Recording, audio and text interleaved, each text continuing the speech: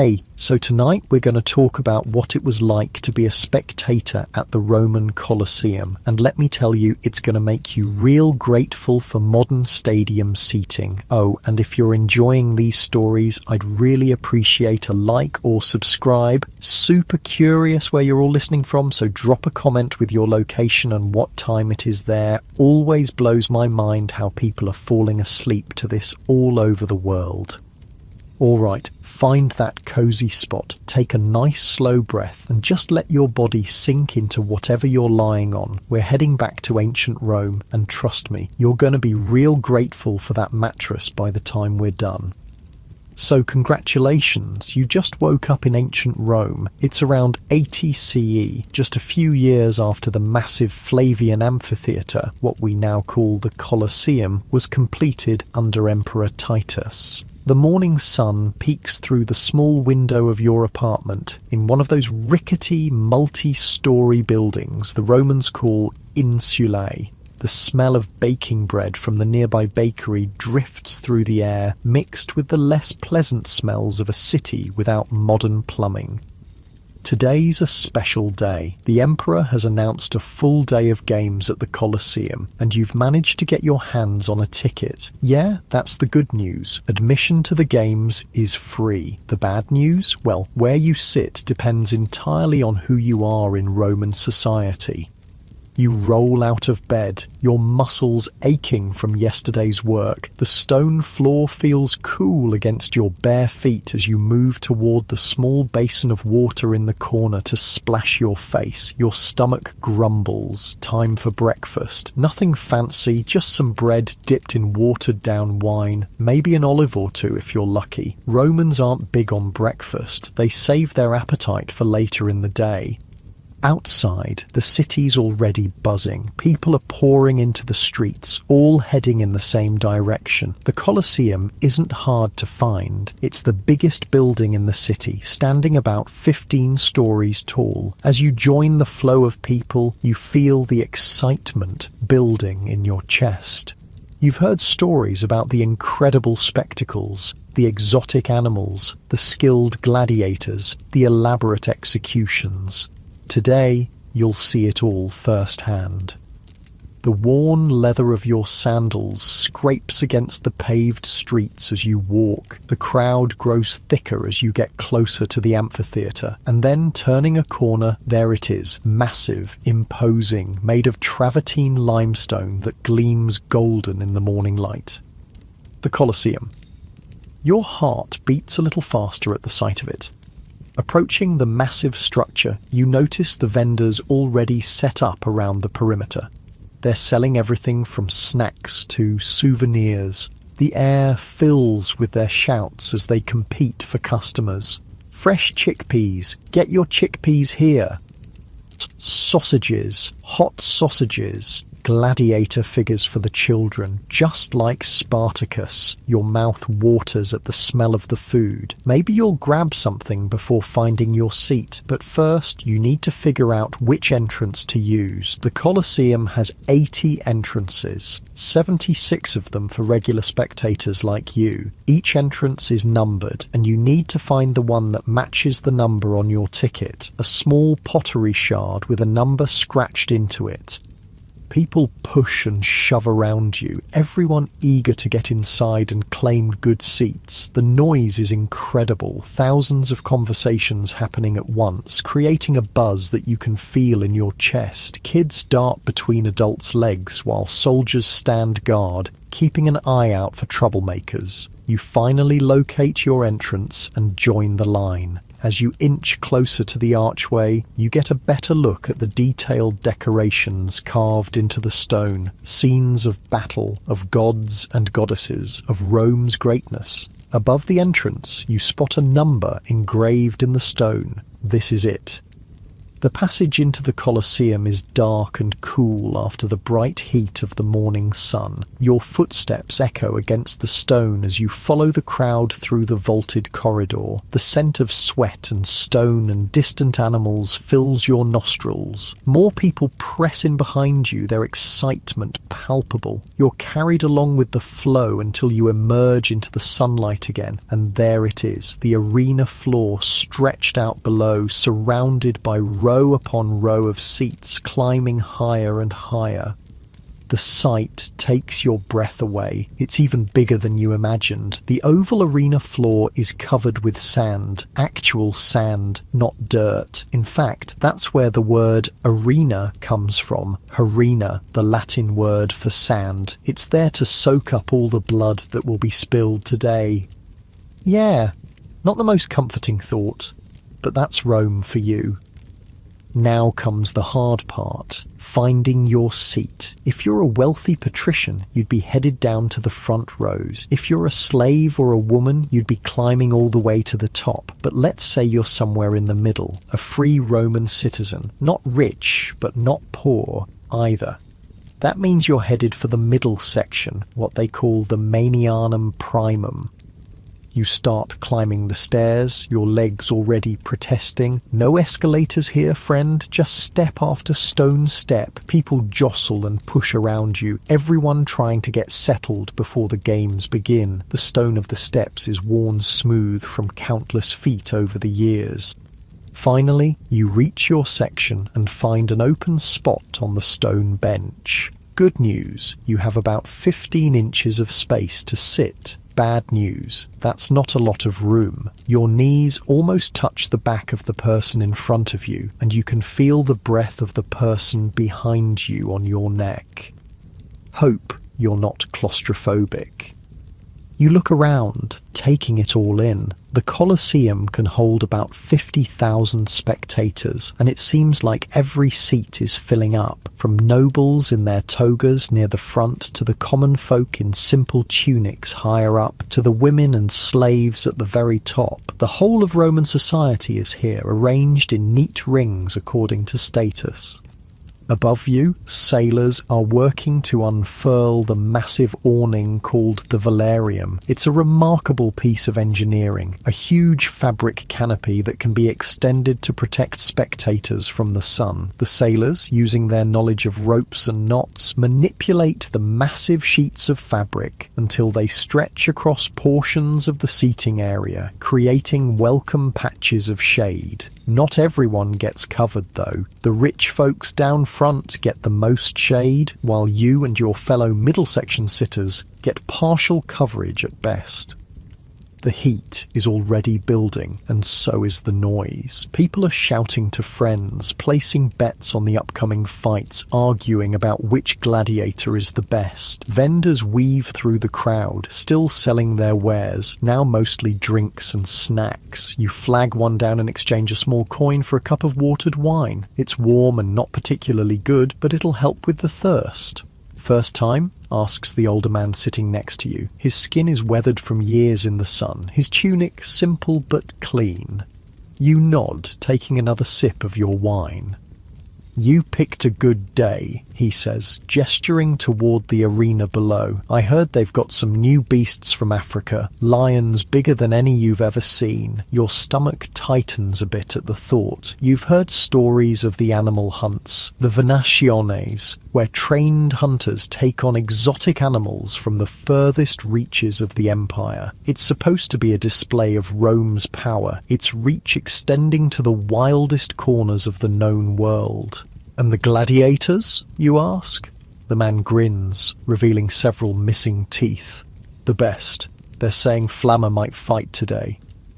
Your eyebrows raise. Even you've heard of Flamma, a Syrian gladiator who's won more fights than anyone in recent memory. He's been offered his freedom multiple times but has chosen to continue fighting. The crowd loves him. A trumpet blast cuts through the noise of the crowd, and a hush falls over the Colosseum. All eyes turn to the imperial box where cushioned seats await the emperor and his entourage. Your heart beats faster. You've never seen the emperor in person before.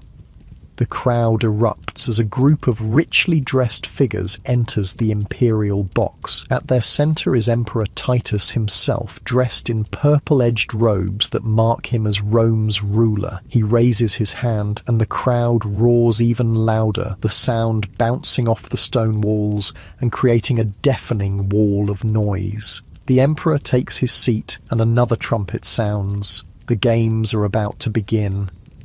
From beneath the arena floor, a platform rises, carrying the first performers of the day. It's a clever system of pulleys and counterweights that allows people, scenery, and animals to appear as if by magic. The Romans love their special effects. Today, the first event isn't gladiators, but something lighter. Acrobats and jugglers to warm up the crowd. You watch as men flip through the air, form human pyramids, and juggle flaming torches. It's impressive, but you can feel the crowd's restlessness. They didn't come for this. They came for blood.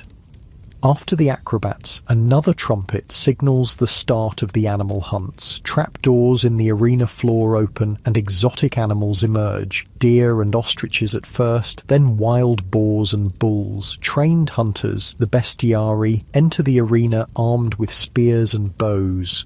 The crowd cheers as the hunt begins. You find yourself leaning forward, caught up in the spectacle despite yourself. It's both horrifying and fascinating to watch these wild creatures, many of which you've never seen before, racing around the arena, desperate to escape, but finding no exit. The hunters work with practiced precision, bringing down animal after animal. The sand of the arena floor, once golden, is now stained red in places. Slaves rush out between exhibitions to rake it over, hiding the blood before the next show. You take another sip of your wine, which suddenly tastes more bitter than before. As the morning wears on, the heat intensifies, sweat trickles down your back, and you wish you'd brought a fan like some of the wealthier spectators. The man next to you offers you a piece of bread, which you accept gratefully. It's dense and chewy, but it helps with the hunger that's starting to gnaw at your stomach. Wait until midday, he says, tearing off another piece of bread for himself. That's when they do the executions. You swallow hard. You've heard about this part of the games, the damnatio ad bestias, where condemned criminals are thrown to the beasts. It's considered justice in Rome, a public display of what happens to those who defy the empire's laws. But the thought of watching people being torn apart by animals makes your stomach turn. Can't we skip that part, you ask, trying to sound casual. The man looks at you with surprise. Skip it. That's when they bring out the really dangerous beasts, the lions and tigers. It's the best part of the morning. You force a smile and nod, not wanting to seem weak. When in Rome, right? As the last of the hunted animals falls, there's a pause in the action. Slaves enter the arena again, this time to set up elaborate scenery, trees and rocks, and even a small hill. They're creating a landscape for the next exhibition. What's this for? You ask your neighbour. They're recreating the forests of Germania, he explains. They're going to show the recent victory over the barbarian tribes there. Sure enough, once the scenery is in place, two groups of men enter the arena. One group is dressed as Roman legionaries with their distinctive rectangular shields and short swords. The other group wears furs and carries axes and long spears meant to represent the Germanic tribes. It's a reenactment of a recent battle, though you suspect the outcome has been predetermined to favour Rome. The battle commences, and it's clearly choreographed, more like a dance than actual combat. Still, it's impressive to watch, with formations shifting and weapons clashing. The crowd cheers for the Romans and boos the barbarians. When the Roman forces finally surround and defeat their enemies, the crowd erupts in patriotic fervour. Your neighbour elbows you excitedly. See, this is why Rome rules the world. You nod in agreement. It would be unwise to suggest otherwise in this crowd, but privately you wonder about the real battle. Was it this clean, this heroic, or was it messy and terrifying like real combat tends to be? The Romans love their myths, their stories of glory and honour. The truth is often more complicated. As the reenactors leave the arena to applause, you notice the quality of light changing. The sun has reached its zenith and the shadows are shortening. It must be close to midday. Your stomach tightens again. Sure enough, another trumpet blast signals the change in program. The mood in the Colosseum shifts, becoming more tense, more anticipatory. People who had been chatting fall silent. All eyes turn to the arena floor, where the scenery is being cleared away. A procession enters from the main gate, men in chains guarded by soldiers. These are the condemned, those who have been sentenced to death in the arena. Some are criminals, murderers, arsonists, thieves. Others are prisoners of war. And yes, some might be Christians, though contrary to popular belief, there's little evidence that Christians were regularly executed in the Colosseum specifically for their faith. The condemned look terrified, as well they should. What awaits them is not a quick or merciful death. The crowd, which had been mostly good-natured until now, turns ugly. They shout insults and curses at the prisoners. These men represent threats to Roman order, Roman peace. Their punishment is meant to be a warning to others. You feel sick watching them. These men who know they're about to die painfully for the entertainment of the crowd. But you don't look away. No one does. The first group of prisoners is led to posts set up in the arena and tied there. Then, from beneath the floor, more trapdoors open. This time, lions emerge, lean and hungry. They've been starved to make them more aggressive. What happens next is brutal and swift. The crowd roars its approval, but you find yourself closing your eyes, unable to watch. The sounds are bad enough, the screams, the snarls, the wet, tearing noises. When you finally force yourself to look again, slaves are once more raking the sand, covering the evidence of what just happened. Not much of a stomach for it, eh? Your neighbour asks, not unkindly. Don't worry, the gladiators are coming up next. That's more like proper fighting. There's skill to it, Honour, not just butchery. You nod, grateful for the reassurance. The executions continue through midday, each more elaborate than the last. Some prisoners are forced to act out mythological deaths before being killed for real. Others are made to fight each other with weapons they don't know how to use. It's cruel, calculated, and the crowd eats it up.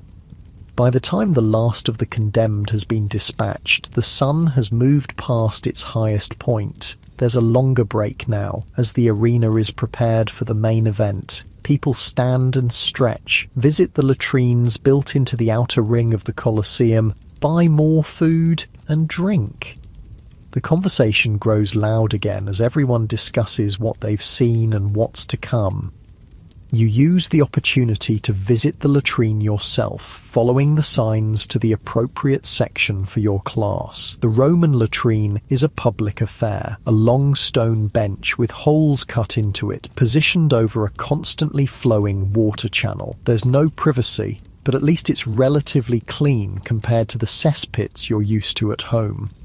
As you return to your seat, the excitement in the air is palpable. The gladiatorial games are about to begin. The real reason most people came today. You settle back onto your hard stone seat, shifting to find a more comfortable position after hours of sitting. Your back aches and your legs are stiff, but you forget all that as another trumpet blast announces the start of the main event. A procession enters the arena, the gladiators in all their glory. They march in formation, their armour gleaming in the afternoon sun. Each type of gladiator is distinct. The heavily armoured Spectator with his smooth helmet and short sword, the Retiarius with his net and trident, the Thraex with his curved blade, the Mamillo with his fish-crested helmet. They are magnificent, their bodies honed through years of training. They approach the imperial box and raise their weapons in salute. Their voices ring out across the arena. Ave Imperator morituri te salutant. Hail, Emperor. Those who are about to die salute you.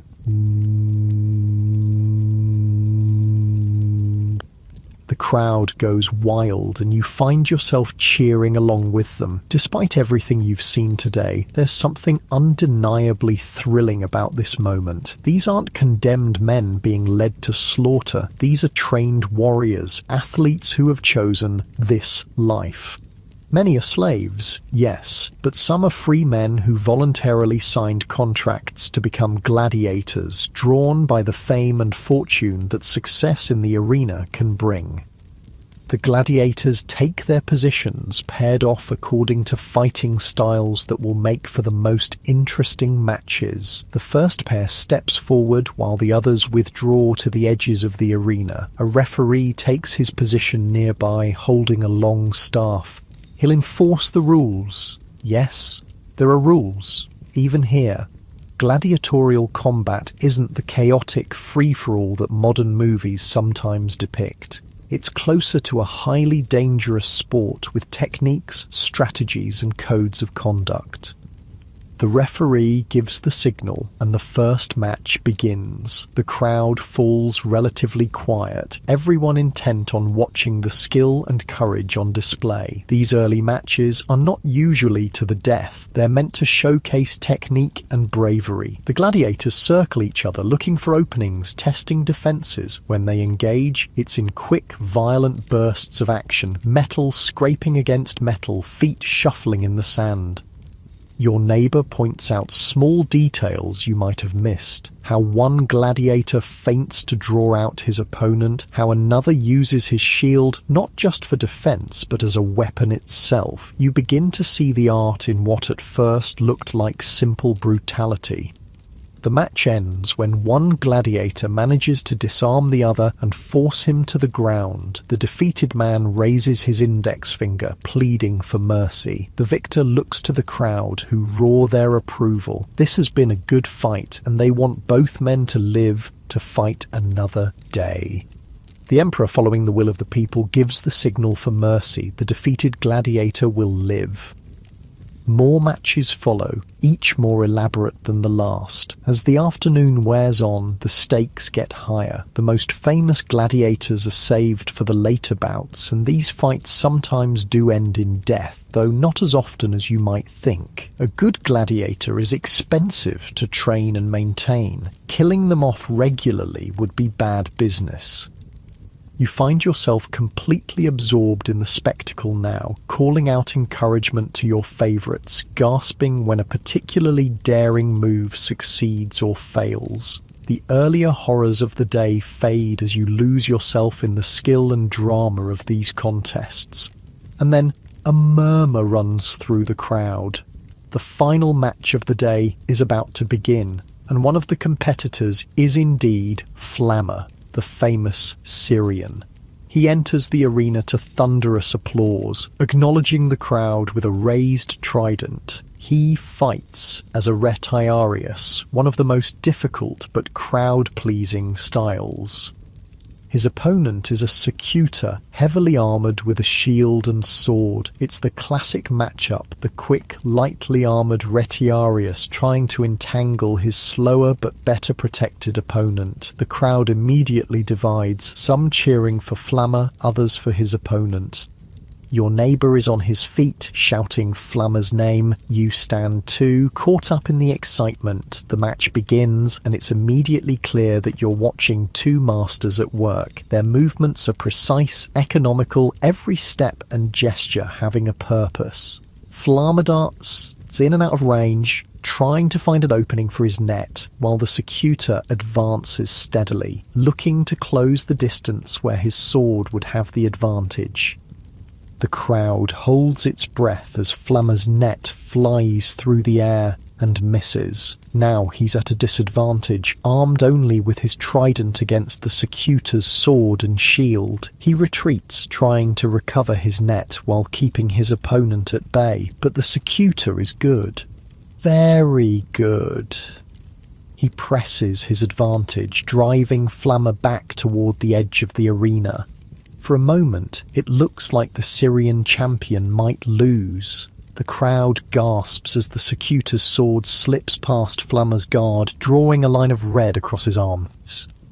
But Flammer doesn't panic. With a move so quick you almost miss it, he drops to the ground and rolls, coming up behind the Secutor. Before his opponent can turn, Flammer's trident is at his back. The crowd explodes. The Secutor drops his weapons, acknowledging defeat. Once again, the Emperor looks to the crowd for their judgment. The response is unanimous. Both men have fought with such skill and courage that they deserve to live. The Emperor gives the sign for mercy, and the gladiators salute each other before leaving the arena together, battered but alive. And with that, the day's games come to an end. The sun is lowering in the sky now, casting long shadows across the arena. People begin to gather their things, discussing the day's events as they prepare to leave. The exits will be crowded, everyone trying to leave at once. So many choose to linger, letting the crush subside before making their way out.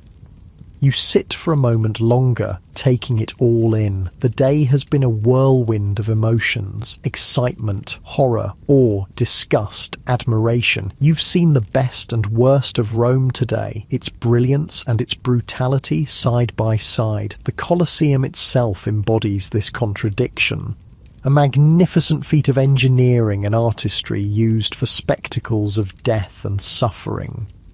As you finally stand to leave, legs stiff from hours of sitting on stone, you look once more at the arena below. Slaves are already at work, preparing it for tomorrow's games. The cycle will begin again. The hunts, the executions, the gladiators. This is Rome at its most Roman, a society that created both stunning beauty and stunning cruelty, often in the same breath. You follow the crowd toward the exit, the cool air of the vaulted passage a relief after hours in the sun. Outside, the streets are filled with people discussing the day's highlights, placing bets on tomorrow's matches, buying last-minute souvenirs. Life in Rome continues its bustling pace. As you walk home, the dying light turning the city to gold, you find yourself already anticipating the next games. Despite everything, you know you'll be back. There's something addictive about the Colosseum, about being part of that roaring crowd, about witnessing spectacle on such a grand scale. For better or worse, the games are the heart of Roman life, the place where the entire society comes together, where Rome shows itself to itself. Your stomach growls, reminding you that you've eaten little all day. Time to find some dinner, maybe one of the thermopolia, the fast food stands that dot the city, serving hot stew and wine to hungry Romans, then home to bed to rest your tired body and process all you've seen. Tomorrow will be another day in Rome, perhaps less dramatic than this one, but never boring. That's one thing you can say for life in the Empire. It's never, ever dull. The next morning arrives with the persistent crowing of roosters and the early calls of street vendors. Your muscles ache from yesterday's long hours on those hard stone seats, but there's an energy coursing through you too. Yesterday was just your first taste of the games. Today, you're determined to get an even better view, to understand more of what you're seeing.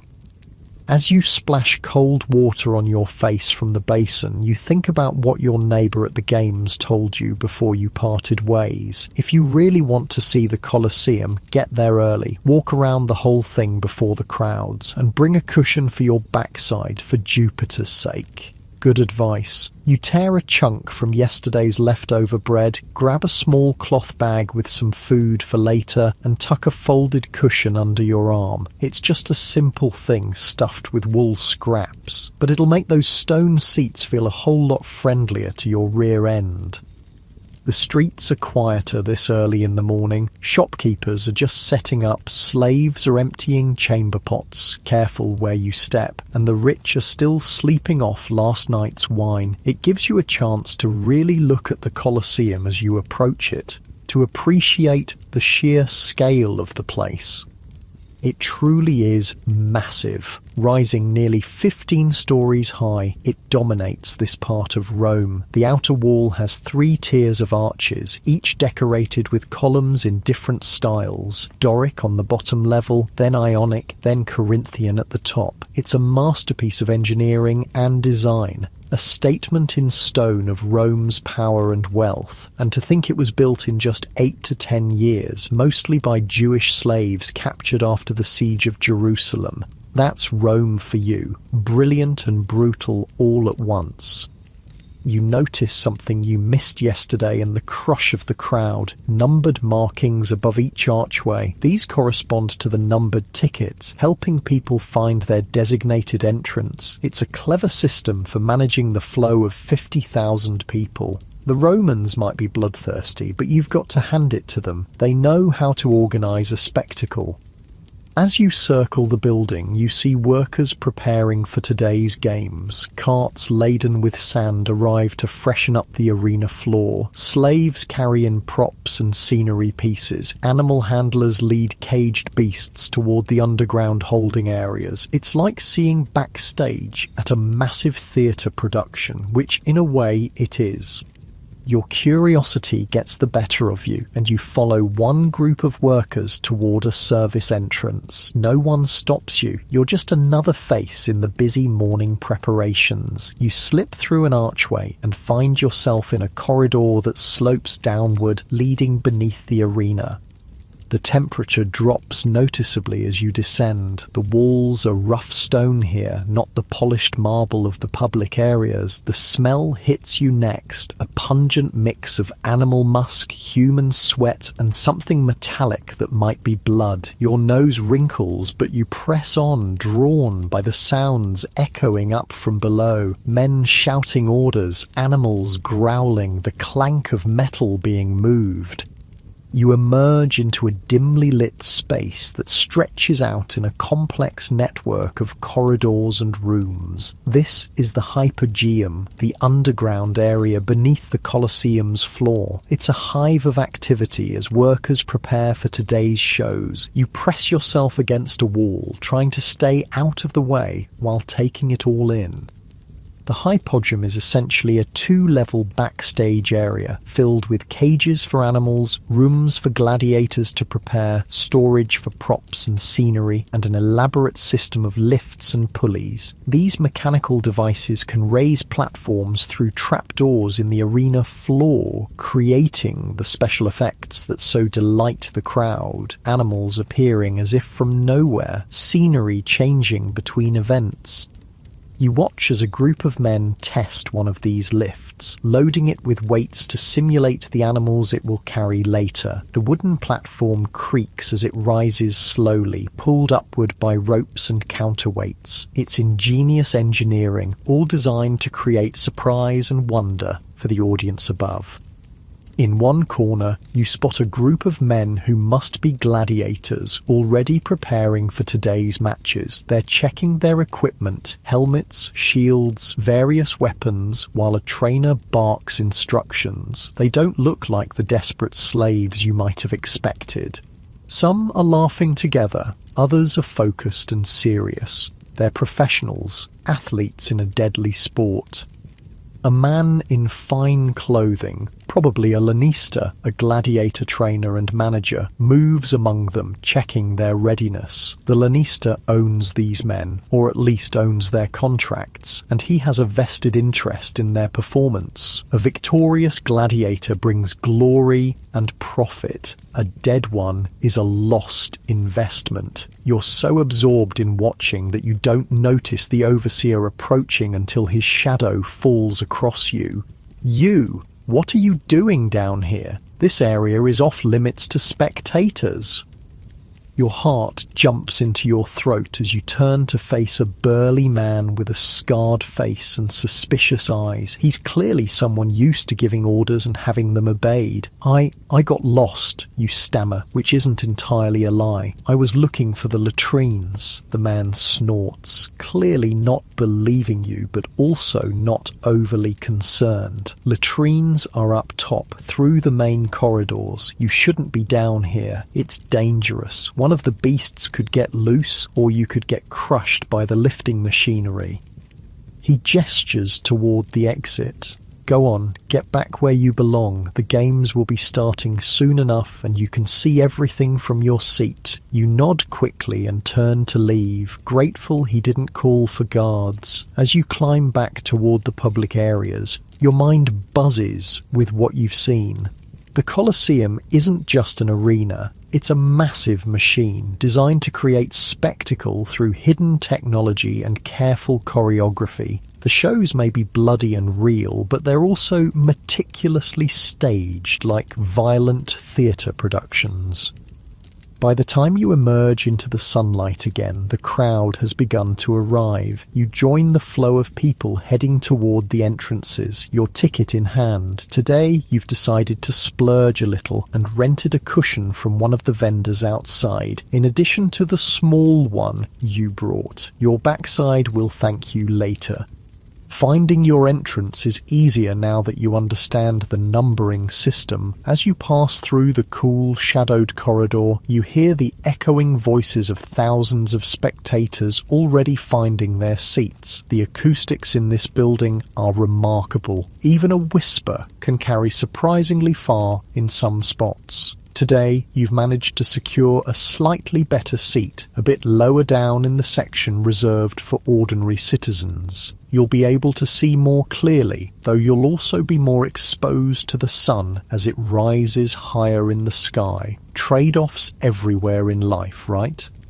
You settle onto your cushions, much better than yesterday's bare stone, and look around. The arena below is being raked smooth, fresh sand spread evenly across its surface. Stagehands make final adjustments to various props and scenery pieces. In the Imperial box, attendants arrange cushions and prepare refreshments, though the Emperor hasn't arrived yet. The crowd around you is in a festive mood. People chat excitedly about yesterday's games and speculate about what today will bring. A young boy nearby is playing with a clay figurine of a gladiator, making it battle against an imaginary opponent. His father points out features of the arena to him, explaining how everything works. It's the Roman equivalent of a father taking his son to his first baseball game, a cultural tradition passed down. A vendor makes his way along your row, selling cups of watered wine. You buy one using a small copper coin. The wine is slightly sour, but it's wet and somewhat refreshing in the growing heat. Another vendor follows with a tray of snacks, nuts, dried fruits, small honey cakes. You buy a handful of almonds to munch on while waiting for the games to begin. "First time here?" asks the woman sitting next to you today, a matronly figure in a simple but clean stola, the traditional dress of a Roman matron. "Second day," you reply. "I was here yesterday too." She nods approvingly. "Good games yesterday. My husband and I never miss them when the Emperor hosts. I'm Livia, by the way." "Nice to meet you," you say, giving your own name in return. "You picked a good spot today," Livia says, gesturing to the seating area. "Not too high up? Good view of the action, and we should get some shade from the velarium once they extend it." She points upward to where sailors are already preparing the massive awning system. "Is it true that they sometimes flood the arena for naval battles?" you ask, remembering something you've heard. Livia nods eagerly. "The Naumachii, yes, though they don't do those often. Too complicated. They have to waterproof the whole arena floor and bring in enough water to float the ships. I saw one as a girl. Spectacular. They recreated the Battle of Salamis between the Greeks and Persians. Had dozens of small ships right here in the arena with hundreds of men fighting on them. Many drowned." She says this last part casually, as if discussing the weather. You're about to ask more when a fanfare of trumpets announces the arrival of the Emperor. The crowd rises to its feet, cheering as Emperor Titus enters the Imperial box with his entourage. He's dressed even more splendidly than yesterday, his purple-edged toga gleaming with gold embroidery. He acknowledges the crowd with a raised hand, and the roar that greets him is deafening. Once the emperor is seated, the day's events can begin. Another trumpet blast signals the start of the pompa, the opening parade. Through the Porta Triumphalis, the main gate, comes a procession of all who will perform today. Animal handlers leading exotic beasts on chains, hunters with their weapons, performers, musicians, and finally the gladiators themselves, their armour polished to a high shine. They circle the arena once, then stop before the imperial box for the traditional salute. Their voices ring out clear and strong. Ave Imperator Morituri te salutant. The crowd cheers, and the emperor acknowledges them with a nod before giving the signal for the games to begin. Today's first event is something different, a demonstration of trained animals. A group of handlers enter with various beasts that have been taught to perform tricks. Monkeys dressed as soldiers that ride on goats, elephants that can balance on their hind legs, bears that dance to music. It's lighter entertainment meant to start the day on a less bloody note.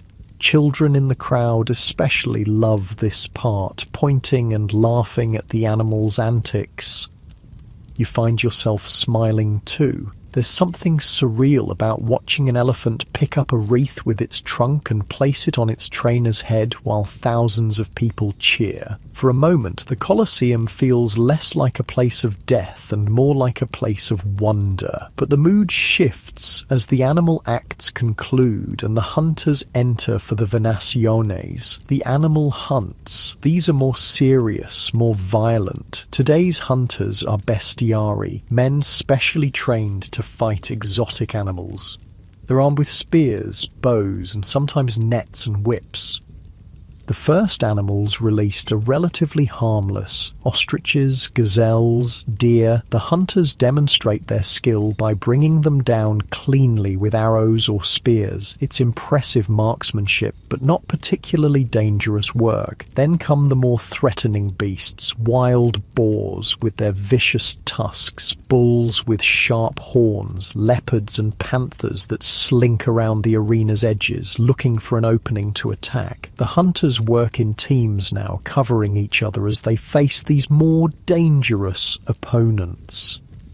The crowd reacts differently to each kill. A clean, skilled takedown of a charging boar earns appreciative applause. A hunter who shows fear or misses his target is met with jeers and catcalls. And when a panther manages to leap onto a hunter, clawing at his leather armour before he can drive his dagger into its heart, the crowd gasps, then roars its approval at his narrow escape.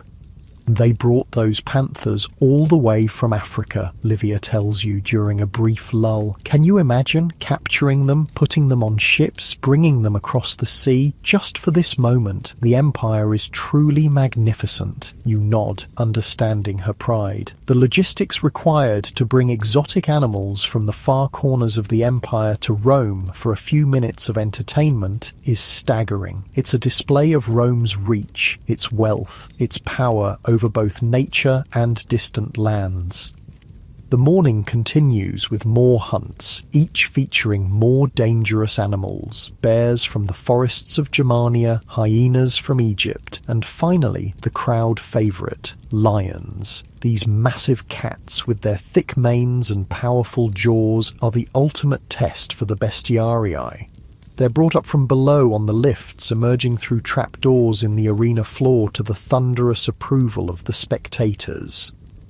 The lion hunt is the most dramatic yet. These aren't half-starved beasts, but healthy, powerful animals in their prime. One hunter is caught by a swipe from a massive paw that tears through his leather greaves, leaving bloody gashes on his leg. He limps away while his companions distract the lion, eventually bringing it down with multiple spear thrusts.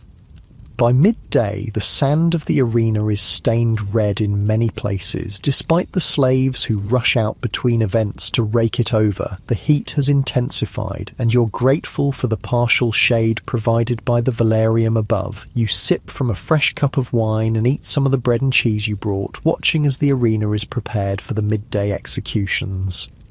These are the damnatio ad bestias, condemnations to the beasts. As yesterday, prisoners are led out in chains. Some are stoic, some weeping, some seem almost mad with fear. They're tied to stakes around the arena or simply released to run, though there's nowhere to escape to. Today's innovation is a recreated scene from mythology, the story of Actaeon, the hunter who saw the goddess Diana bathing and was turned into a stag, then torn apart by his own hunting dogs. A prisoner is dressed as a hunter, with crude antlers fixed to his head. Then, a pack of starved hunting dogs is released into the arena. What follows is grim and brutal. You look away for much of it, though the sounds alone are horrifying enough. The crowd's reaction is mixed. Some cheer and laugh, treating it as entertainment. Others watch in solemn silence, seeing it as justice being served. A few, like you, seem uncomfortable but don't leave. This is Rome, and this is how Rome deals with those who break its laws or threaten its order. When the executions finally end, there's a longer break to prepare for the afternoon's main event, the gladiatorial contests. People stand and stretch, visit the latrines, buy more food and drink. The conversation around you picks up again, deliberately turning away from what was just witness to anticipation of what's to come. "Have you placed any bets?" Livia asks, breaking the silence between you. You shake your head. "I wouldn't know who to bet on." She smiles knowingly. "My husband always bets on the Retiari. He says they have the advantage with their reach, but I prefer the Secutores, more protected, better chance of survival." She leans closer, lowering her voice. "I'll tell you a secret. See that man over there?" She discreetly points to a well-dressed man seated in the equestrian section. "That's Quintus Pompeius. He owns several of the gladiators fighting today, including Africanus, the Ethiopian. They say he's paid the referees to ensure favourable matchups for his men." You raise your eyebrows, intrigued by this glimpse into the politics and corruption behind the games. Of course there would be money changing hands, favouritism, fixed fights. The games might be presented as exhibitions of courage and skill, but they're also a business, with powerful men investing in gladiatorial troops and expecting returns on their investment. Is that common, you ask? Livia shrugs. Common enough. The Lanistae who train and manage the gladiators all have their patrons among the wealthy, and everyone wants to back a winner. She pats your arm. Don't look so shocked. It's just how things work. The fights are still real, the danger still genuine. It's just that some men have advantages. Before you can ask more, trumpets sound again, signalling the start of the afternoon's main event. The crowd settles back into their seats, the buzz of conversation dying down as all eyes turn to the arena below. The gladiators enter in pairs, already matched for their bouts. They're an impressive sight in their specialised armour, each type distinct and instantly recognisable to the knowledgeable crowd. First are the heavily armoured hoplomachii with their large round shields and spears. Modelled after Greek soldiers, they're paired against Thraces, who carry smaller curved shields, and Seekers, forward curved short swords. Both types wear helmets that severely restrict their vision, adding to the challenge. Next come the Dimachiri, who fight with 2 swords and minimal armour, relying on speed and agility rather than protection. They're matched against the Provocatores, who have breastplates and rectangular shields. The crowd favourites follow, the Retiarii with their nets, tridents, and minimal armour, paired against the Secutores with their oval shields, short swords, and distinctive smooth helmets designed to prevent the net from catching on them. Finally, there are the Equites, mounted gladiators, who begin their fight on horseback with spears before dismounting to continue with swords. Each pair salutes the emperor, then takes their positions around the arena. At a signal from the editor, the official in charge of the games, today the emperor himself, the first matches begin simultaneously. The Colosseum erupts with noise as the crowd cheers for their favorites. You find yourself drawn to the match between Retiarius and Spectator happening nearest to your section. The contrast between the lightly armoured net fighter, nimble and quick, and the heavily protected swordsman, powerful but slower, makes for a fascinating contest of styles. The Retiarius darts in and out of range, occasionally flicking his net toward the Spectator, but never fully committing to the throw. He's feeling out his opponent's reactions, looking for patterns, weaknesses. The Spectator advances steadily, his shield raised, trying to close the distance where his sword would be most effective. See how the Retiarius keeps circling to the Spectator's left, Livia points out. That's because the Spectator's vision is more limited on that side due to his helmet. Clever. You nod, impressed by her knowledge. She clearly watches the games with a technical eye, understanding the strategies at play. Suddenly, the Retiarius makes his move. His net flies through the air, but the Spectator raises his shield just in time. The net drapes over it, and for a moment the two men are linked by the cords. The Retiarius pulls, trying to unbalance his opponent, while the Spectator plants his feet and resists. With a powerful jerk, the Spectator yanks the net toward him, pulling the Retiarius off balance. The net fighter stumbles forward and the Spectator strikes with his sword, but the Retiarius twists at the last moment, taking only a glancing blow across his unprotected shoulder. Blood flows, but it's not a serious wound. The crowd roars its approval. First blood has been drawn, but the match is far from over. The Retiarius has lost his net, but he still has his trident, which he uses to keep the Spectator at bay while he retreats to recover his position. Around the arena, other matches play out with similar drama. A Thraex has his helmet knocked off by a powerful blow from a Hoplomachus's spear. An Equus is pulled from his horse by his opponent, crashing to the sand. Each moment of skill or courage is met with cheers, each mistake with groans or jeers. Your attention returns to the Retiarius and Spectator as their match intensifies. The net fighter, having recovered from his earlier stumble, now presses forward aggressively, his trident jabbing at the Spectator's legs, trying to find a gap in the armour. The Spectator blocks most attacks with his shield, but he's being forced backward toward the arena wall. He's tiring, Livia comments, noting how the Spectator's shield drops slightly lower after each block. All that armour gets heavy after a while. Sure enough, the next thrust from the trident slips past the shield, puncturing the Spectator's thigh. He grunts in pain but doesn't fall, instead swinging his sword in a desperate counterattack. The blade catches the Retiarius across the chest, not deep but enough to draw another line of blood. Both men are wounded now, both tiring. The crowd is on its feet, shouting encouragement to their favoured fighter. The match has gone on longer than most, a testament to the skill of both gladiators. Finally, the Spectator makes a crucial mistake. Lunging forward, he overextends, his weight carrying him past his opponent. The Retiarius spins around and drives the butt end of his trident into the back of the Spectator's knee. The joint buckles and the armoured man crashes to the sand. Before he can rise, the Retiarius is on him, pressing the points of his trident against the fallen man's throat.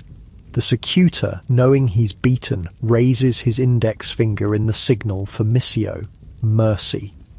The Retiarius looks to the Emperor, who in turn looks to the crowd. The spectators wave their handkerchiefs and shout, "Mite!" Let him go. This has been an excellent fight, and both men have shown skill and courage. The Emperor extends his hand, thumb horizontal, the signal for mercy. The Retiarius withdraws his trident and helps his opponent to his feet. They salute each other, then the Emperor, before limping from the arena to the applause of the crowd. Both will live to fight another day. That's how it usually ends, Livia tells you. Contrary to what many think, most gladiatorial combats didn't end in death. A good gladiator might fight dozens of matches over his career. They're too valuable to kill off regularly. You nod, somewhat relieved. It's still a brutal sport, but there's more nuance to it than you initially thought. There's skill, strategy, even a kind of honour in how the men fight and how the crowd judges their performance. The matches continue throughout the afternoon, each with its own drama and excitement. Some end quickly, others drag on. Some gladiators show extraordinary skill, others seem outmatched but fight bravely anyway. The crowd responds to each moment, creating a collective experience that sweeps you along with it. By late afternoon, as the sun begins its descent, the final match of the day is announced. This is the Primus, the main event, featuring the most famous and skilled gladiators. Today, it's a contest between Africanus, the Ethiopian fighter owned by Quintus Pompeius, who Livia pointed out earlier, and Gallus, a Gallic fighter who has won his last 8 matches. Both men are fighting as myrmiones with similar equipment, large rectangular shields, short swords, helmets with fish crest decorations, arm guards and leg greaves. It will be a contest of pure skill and strength, with neither having an equipment advantage. The crowd falls relatively quiet as the two champions take their positions. Even from your seat, you can sense the tension between them, the focused intensity. These aren't desperate slaves fighting against their will. These are professionals at the peak of their abilities, and there's pride at stake here as well as survival. At the signal, they begin circling each other, shields raised, swords at the ready. Neither rushes in. They're cautious, respectful of each other's abilities. The crowd grows restless. Someone shouts for them to fight, but the gladiators ignore the pressure, each waiting for the right moment. Gallus strikes first, a testing blow against Africanus's shield. The Ethiopian responds with a similar move. They're gauging each other's strength, reactions, style. More blows follow, most blocked by shields or armour, a few drawing slight wounds. The sand beneath their feet is kicked up as they manoeuvre, creating a small dust cloud around them. The fight intensifies as both men begin to take more risks, looking for the opening that will decide the match. Swords clash against shields, metal scrapes against metal, sweat pours down their bodies, making the leather straps of their armour slick and the handles of their swords harder to grip. Africanus lands a solid blow that dents Gallus's helmet, momentarily stunning the Gaul. The crowd gasps, sensing a turning point, but Gallus recovers quickly, ducking under Africanus's next swing and driving his shoulder into the Ethiopian's shield, knocking him back several steps. As Africanus stumbles, Gallus presses his advantage, raining blows that the Ethiopian can only partially block. One cuts across his arm, another glances off his helmet. Africanus is forced to one knee, his shield barely holding off Gallus's assault. The crowd is on its feet now, the noise deafening. Pompeius, the Ethiopian's owner, looks worried, already calculating his financial loss if his champion falls. But Africanus isn't finished yet. As Gallus draws back for a powerful swing, Africanus surges upward from his kneeling position, driving the boss of his shield into the Gaul's midsection. The air leaves Gallus's lungs in a rush, and he staggers backward. Africanus follows through, his sword finding a gap in the Gaul's armour at the shoulder joint. Blood spurts, and Gallus drops his shield, his arm suddenly useless. He switches his sword to his left hand, a difficult transition that few gladiators master, and continues fighting, but he's clearly at a severe disadvantage now.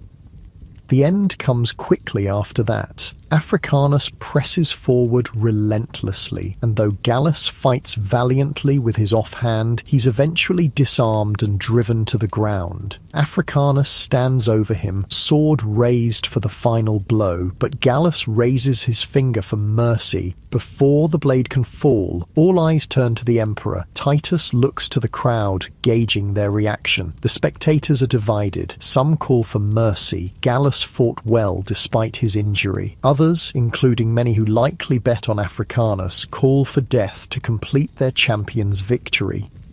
The Emperor considers, then extends his hand with thumb pointed downward, the signal for death. The crowd roars, some in approval, others in disappointment. Gallus accepts his fate with dignity. He straightens his neck, looking up at his opponent without fear. Africanus nods once in respect, then delivers the fatal thrust cleanly and quickly. Gallus's body goes limp, his blood soaking into the sand. The Ethiopian steps back, salutes the Emperor, then leaves the arena to thunderous applause from his supporters.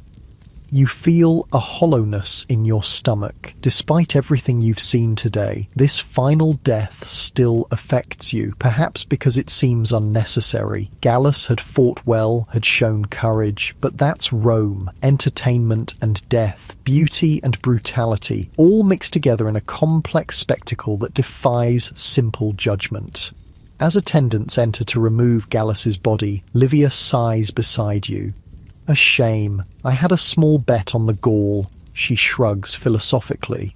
That's the risk with gambling, and with life in the arena.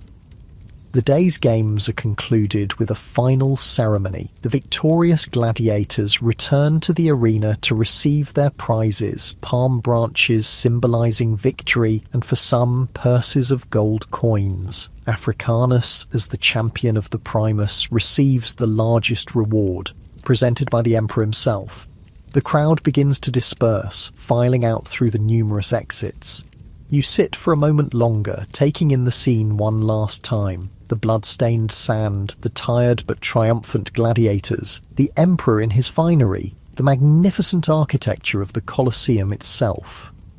It's been another day of extremes, of skill and savagery, of engineering marvels and brutal entertainment, of humanity at its most cultured and its most primal. The Colosseum embodies all these contradictions, just as Rome itself does. As you finally stand to leave, legs stiff from another day on the stone seats, despite your cushions, you find yourself wondering about the lives behind the spectacle, the gladiators who train for years knowing they might die for entertainment, the animals captured from distant lands only to be slaughtered in the arena, the condemned prisoners whose deaths are transformed into mythological reenactments. You follow the crowd toward the exits, joining the river of humanity flowing out of the amphitheatre. The late afternoon sun slants through the arches, casting long shadows across the stone corridors. The conversations around you are animated, people already discussing their favourite moments from today's games, debating which gladiator showed the most skill, which animal was the most fearsome. Outside, the streets are filled with the post-games crowd, a festive atmosphere prevailing. Vendors do a brisk business selling food, drink and souvenirs to people still buzzing with excitement from the day's events. Children play at being gladiators, using sticks for swords and bits of broken pottery for shields. You pause to buy a small clay lamp shaped like a gladiator from one of the vendors, a memento of your days at the games. As the man wraps it in a scrap of cloth for you, you ask him if he attends the games often. "Every chance I get," he says with a grin, revealing several missing teeth. "Been watching the games since I was a boy. Nothing like it in the world, is there? The glory of Rome, right there in the arena." He hands you the wrapped lamp. "Come back tomorrow. They say they're bringing in a rhinoceros from Africa. Never been seen in Rome before." You thank him and continue on your way, the wrapped lamp tucked safely in your bag. Tomorrow? Maybe. The games are addictive, there's no denying that. Despite the blood, despite the death, there's something compelling about the spectacle, about being part of that roaring crowd, about witnessing the extremes of human experience. This is Rome, magnificent and monstrous, civilized and savage, and the Colosseum is its beating heart, pumping the lifeblood of spectacle through the veins of the empire. For better or worse, it's a testament to what humans can build and what they can become, both the heights and the depths. As you make your way home through the gathering dusk, the sounds of the crowd still echoing in your ears, you know you'll carry these days with you forever, your own small part in the eternal story of Rome and its Colosseum. Sleep comes easily that night, your body exhausted from 2 days of sitting on stone seats, your mind still processing everything you've witnessed. Your dreams are filled with gladiators and lions, with cheering crowds and the glint of sunlight on polished armour. You wake with a sense of purpose. 2 days at the games have piqued your curiosity about what happens behind the scenes. The glimpse you caught of the hypogym yesterday has left you wanting to know more about how the spectacles are created, how the gladiators live, how this massive entertainment machine operates. Instead of heading directly to the Colosseum this morning, you set out for another destination, the Ludus Magnus, the largest gladiatorial training school in Rome. It's located just east of the Colosseum, connected to the amphitheatre by an underground passage so that gladiators can move directly from their training ground to the arena without being seen by the public. The morning air is cool against your face as you walk through streets already busy with the day's commerce. Bakers sell fresh bread, farmers bring produce from the countryside, craftsmen open their workshops. Rome never truly sleeps. It merely shifts from one kind of activity to another as the hours pass. The Ludus Magnus comes into view as you round a corner, a large rectangular building with a central courtyard surrounded by cells and training areas. It's not as impressive as the Colosseum itself, but it's substantial, a testament to the resources Rome devotes to its bloody entertainment. You're not sure if you'll be allowed inside. These places aren't typically open to the public, but you're hoping to at least get a glimpse of the training in progress. As you approach, you see that one side of the building has a raised viewing platform where a small crowd has gathered. Perfect. Joining the onlookers, you find yourself with a clear view into the central courtyard, which has been designed as a miniature version of the Colosseum's arena. Sand covers the ground and wooden training equipment is arranged around the edges. In the centre, pairs of men are engaged in various forms of combat practice. These must be the gladiators preparing for future games. They're not in full armour, but wear practice gear, lighter versions of their fighting equipment. Some work with wooden swords against straw dummies, others spar with each other under the watchful eyes of trainers who shout instructions and occasionally step in to demonstrate a technique. First time watching the training? Asks a man standing next to you, noticing your fascinated expression. You nod, not taking your eyes off the scene below. I come here most mornings, he says. More interesting than the actual games sometimes. Here you see the real work, the skill being honed. Those men down there have been training for years. Are they all slaves, you ask? Genuinely curious about the men whose lives are spent preparing for the arena. Most, but not all, the man replies. See that one there with the red headband? That's Valerius. He's a free man who signed a contract, an octoratus, swore an oath to be burned, bound, beaten, and killed by the sword if he doesn't follow the Lannister's orders. Crazy if you ask me, but the money's good if you survive, and the women, he makes a crude gesture. Gladiators are celebrities. Some women go wild for them. You look more closely at Valerius. He moves with confidence, his muscles well defined from years of training. Currently, he's practicing with a wooden sword and shield, his movements precise and economical. Nothing flashy, just effective technique repeated until it becomes instinct. What about that big one? You ask, pointing to a particularly massive man working with a trainer in another part of the courtyard. Ah, that's Niger, captured in some battle in Africa. He's a Dimachorus, fights with 2 swords. Terrifying to face, they say, but not as skilled as he could be, relies too much on strength and aggression. Your informative neighbour seems to know each gladiator by name and reputation. As you watch, you begin to appreciate the complex system that produces these fighters. It's not just about throwing men into an arena with weapons. It's a sophisticated training program that combines physical conditioning, technical skill, psychological preparation, and tactical thinking. The men below aren't just learning to swing swords, they're learning to read opponents, to manage fear, to fight strategically despite the chaos of combat.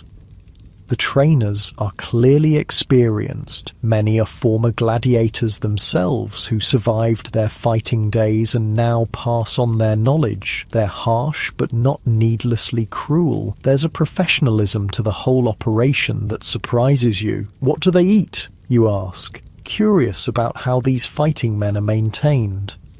The gladiator diet? Mostly barley, beans and vegetables. They call them barley men for a reason. Builds a layer of fat to protect against cuts without slowing them down too much. They get meat sometimes, but not as much as you'd think. And they eat just 1 good meal a day in the evening after training. And they live here. You gesture to the cells visible around the perimeter of the courtyard. Those who are slaves, yes. The free men can come and go, though they still train daily. The cells aren't as bad as they look. Basic but clean, better than what most poor Romans have. They get regular medical care too. A wounded gladiator is a useless gladiator. You continue watching, fascinated by this glimpse into the lives of the men you've seen fighting in the arena. They're both more and less than the mythic figures they appear to be during the games. More human, more skilled, less like the savage beasts the crowd sometimes treats them as. After a while, a shout from one of the trainers signals a change in the training routine. The gladiators pair up for practice fights using wooden weapons. The matches are intense but controlled, with trainers stepping in whenever a technique needs correction or tempers flare too high. They save the real fighting for the arena, your neighbour explains. Can't afford to have them seriously injuring each other during practice. A good gladiator represents a huge investment. Years of training, feeding, housing, medical care. The Lannister wants a return on that investment, which means keeping his men alive and winning in the arena. This economic reality behind the games adds another layer to your understanding. The blood sports aren't just about Rome's appetite for violent entertainment. They're a business with investors, managers, and assets. The gladiators are valuable commodities, their lives worth protecting right up until the moment they step into the Colosseum, where their death might be more profitable than their survival. The complexity of it all is fascinating, the contradictions quintessentially Roman, a highly organised professional system dedicated to producing spectacular violence, men treated simultaneously as valuable assets and disposable entertainment, training that is both brutally demanding and carefully protective of its subjects. As the morning progresses, more spectators gather on the viewing platform. Some appear to be wealthy Romans checking on fighters they've bet on or invested in. Others are clearly fans, pointing excitedly when they recognise a favourite gladiator. A few women in fine clothing giggle behind veils as they watch the muscled men train, confirming what your neighbour said about gladiators' appeal. Look, they're bringing out the new recruits. Your neighbour points to a group of men being led into the courtyard. Unlike the trained gladiators, these men look uncertain. Some defiant, others scared. They're a mixed group. Some appear to be prisoners of war with foreign features. Others, likely criminals condemned to the arena rather than execution. A few perhaps desperate men who have sold themselves into this life. A trainer barks orders, and the recruits are paired with more experienced gladiators who begin showing them basic stances and movements. It's the first step in a long process that will either turn these men into arena fighters or see them die in training. Most won't make it, your neighbour comments, seeing your interest in the new recruits. Training is almost as dangerous as the arena for beginners. Break a leg, get an infection, can't keep up with the regimen, plenty of ways to die before you ever face your first real opponent. You watch a bit longer until your legs grow tired from standing. The training will continue all day, you're told, with different groups rotating through various exercises. It's relentless, a machine that produces gladiators the way other Roman institutions produce soldiers, administrators, or roads.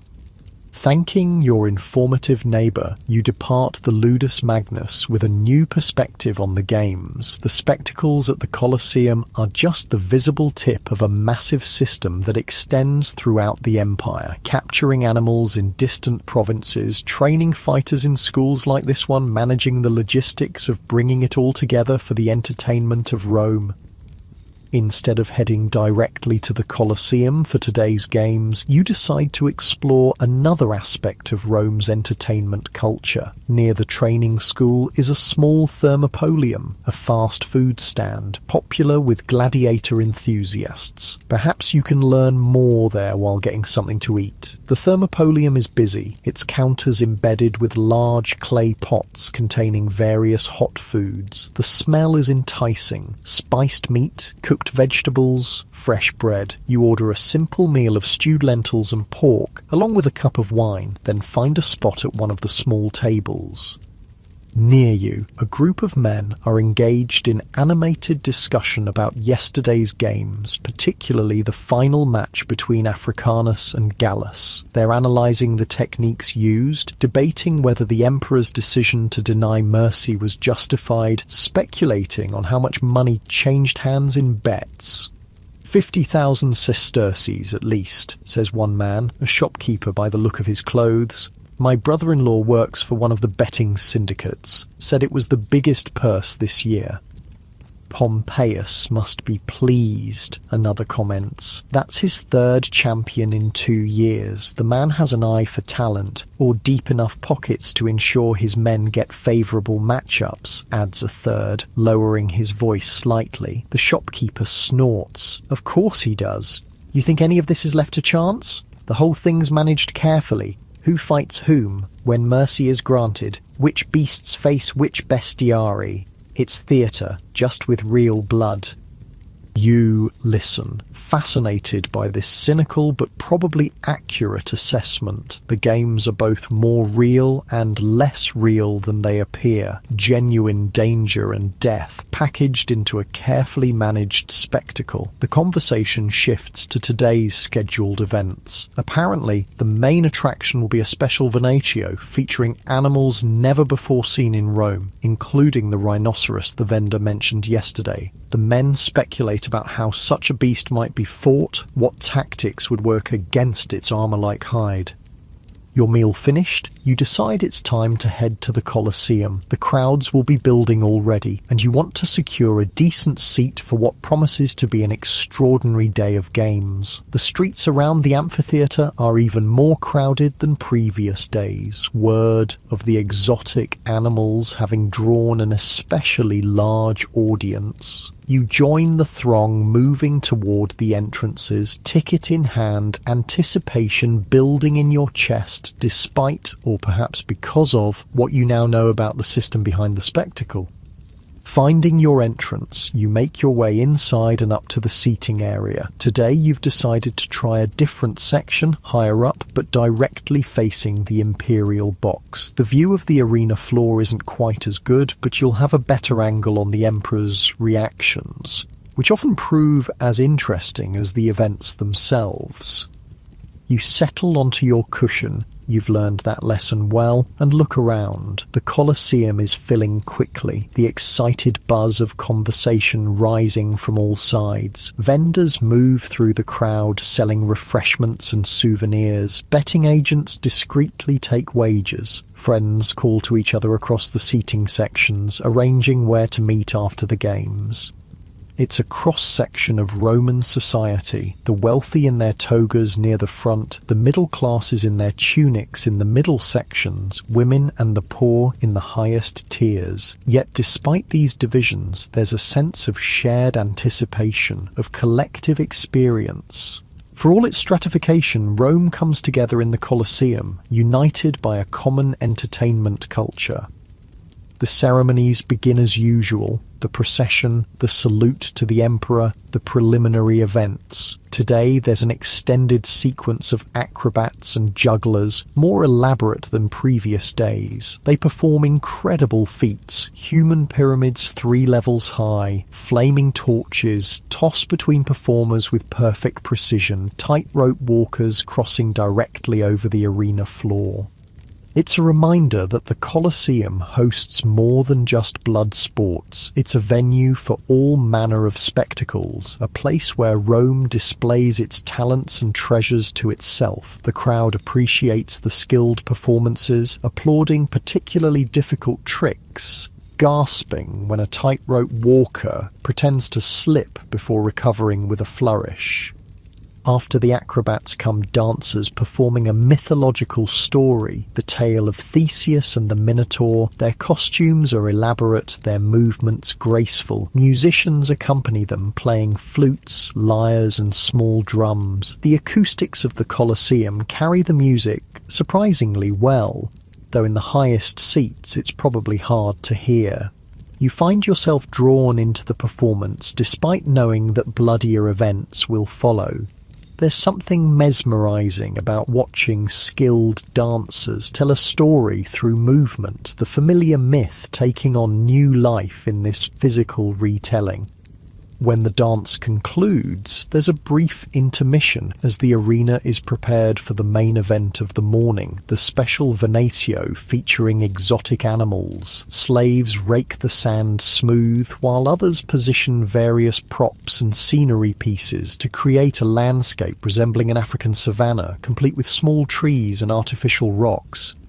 A trumpet blast announces the start of the hunt. The crowd falls relatively quiet, anticipation building. Then, from beneath the arena floor, the first animals appear, rising on the wooden lifts. Gazelles and zebras, creatures strange to Roman eyes but not particularly dangerous. They bolt across the arena, confused and frightened by the noise and unfamiliar surroundings.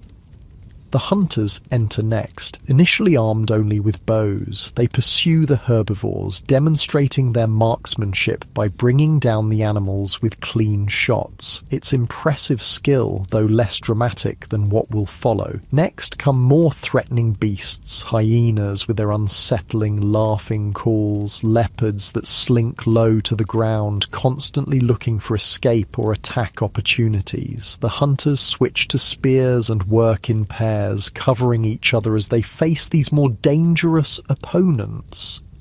But the crowd is waiting for the main attractions, and a roar goes up when the first truly exotic creature appears, a giraffe, its long neck making it seem impossibly tall. It's not an aggressive animal, but its strangeness makes it fascinating to the Romans, many of whom have never seen or even heard of such a creature before. The giraffe is not killed but rather displayed, led around the arena perimeter by handlers using long poles with loops of rope to guide it. The crowd marvels at its peculiar proportions, its spotted coat, its gentle movements. This is Rome flexing its imperial reach. Look what wonders we can bring from the farthest corners of the world. After the giraffe come more dangerous predators, lions and tigers, bears from the northern forests, a striped hyena. The hunters display different techniques for each, showcasing their knowledge of animal behavior as well as their combat skills. It's a lethal ballet, man against beast, with the outcome never truly in doubt, but the process still fraught with danger. Finally, the moment everyone has been waiting for arrives. A special platform rises from below, larger than the others, bearing a creature that draws gasps even from those who thought themselves prepared. The rhinoceros, grey-skinned and massive, with its distinctive horn protruding from its snout. It's a southern white rhinoceros, you later learn, captured in the wilds of Africa and transported at enormous expense to Rome. The journey alone killed several other specimens. This survivor, now confused and angry in the arena, represents an almost unimaginable investment of resources, all for a few minutes of entertainment. The crowd is momentarily hushed by the sheer presence of the beast, so different from anything in their experience. Then a wave of excitement passes through the Colosseum as specially selected hunters enter, armed with heavy spears and protected by additional armor. The rhinoceros, agitated by the noise and movement, paws at the sand with its foot, then charges one of the hunters. Despite its bulk, it moves with surprising speed. The hunter barely dives aside in time, the beast's horn missing him by inches. The crowd gasps, then cheers at this display of both animal power and human agility. For several tense minutes, the hunters work to contain and control the rhinoceros, trying to exhaust it by making it charge repeatedly. It's not clear if they intend to kill it or merely subdue it. Perhaps the creature is too valuable to sacrifice for a single day's entertainment. Eventually, they succeed in driving it back onto the platform that brought it up, which is then lowered back beneath the arena floor. The rhinoceros will live to appear another day, though its ultimate fate will likely be death in the arena once the novelty of its appearance wears off. The morning's venaciones conclude with a mass hunt of less exotic but still impressive animals: boars, bulls, and a pack of wolves. Teams of hunters dispatch them efficiently, though not without risk. One man is gored by a bull and carried from the arena, his fate uncertain. As midday approaches, the usual change in programming occurs. The arena is cleared and prepared for the executions, the damnatio ad bestias that marks the middle of the day's events. Today, however, there's a twist announced by heralds. The condemned will face not just beasts but also each other in what's described as a naval battle on land. The concept becomes clear as slaves bring out large, shallow pools of water and position them around the arena. The condemned are led in, divided into two groups, and given mock weapons, real enough to kill but crude and unfamiliar to most of them. They're to reenact a naval battle while periodically being attacked by animals released into the arena. It's chaotic, bloody, and disturbing, even by the standards of the games. The condemned have no training, no protection, and little hope. They slash desperately at each other or try to hide behind the minimal scenery, only to be driven back into the fray by arena attendants with whips and burning brands.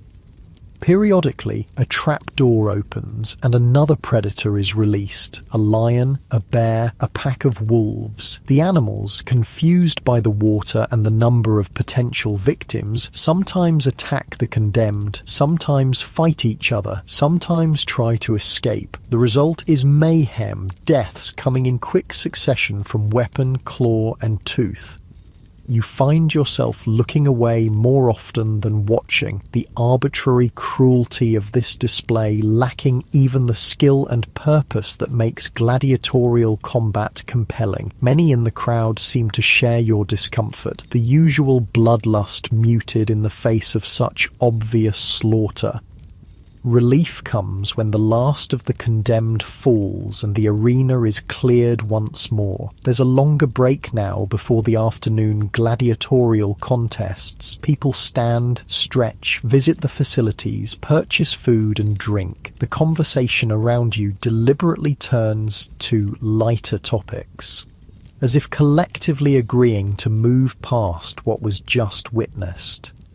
You use the opportunity to explore a bit more of the Colosseum's public areas. The outer ring of the amphitheatre contains various shops and services, food vendors, souvenir sellers, even small shrines where the superstitious can make offerings for their favoured gladiators. It's like a small city wrapped around the main event, catering to every need and whim of the spectators. One shop catches your eye, a seller of gladiatorial memorabilia. The shelves are lined with clay lamps moulded in the shapes of famous fighters, small bronze figurines, even vials said to contain sweat from champion gladiators. A dubious claim, but one that apparently sells well to women who believe it has aphrodisiac properties.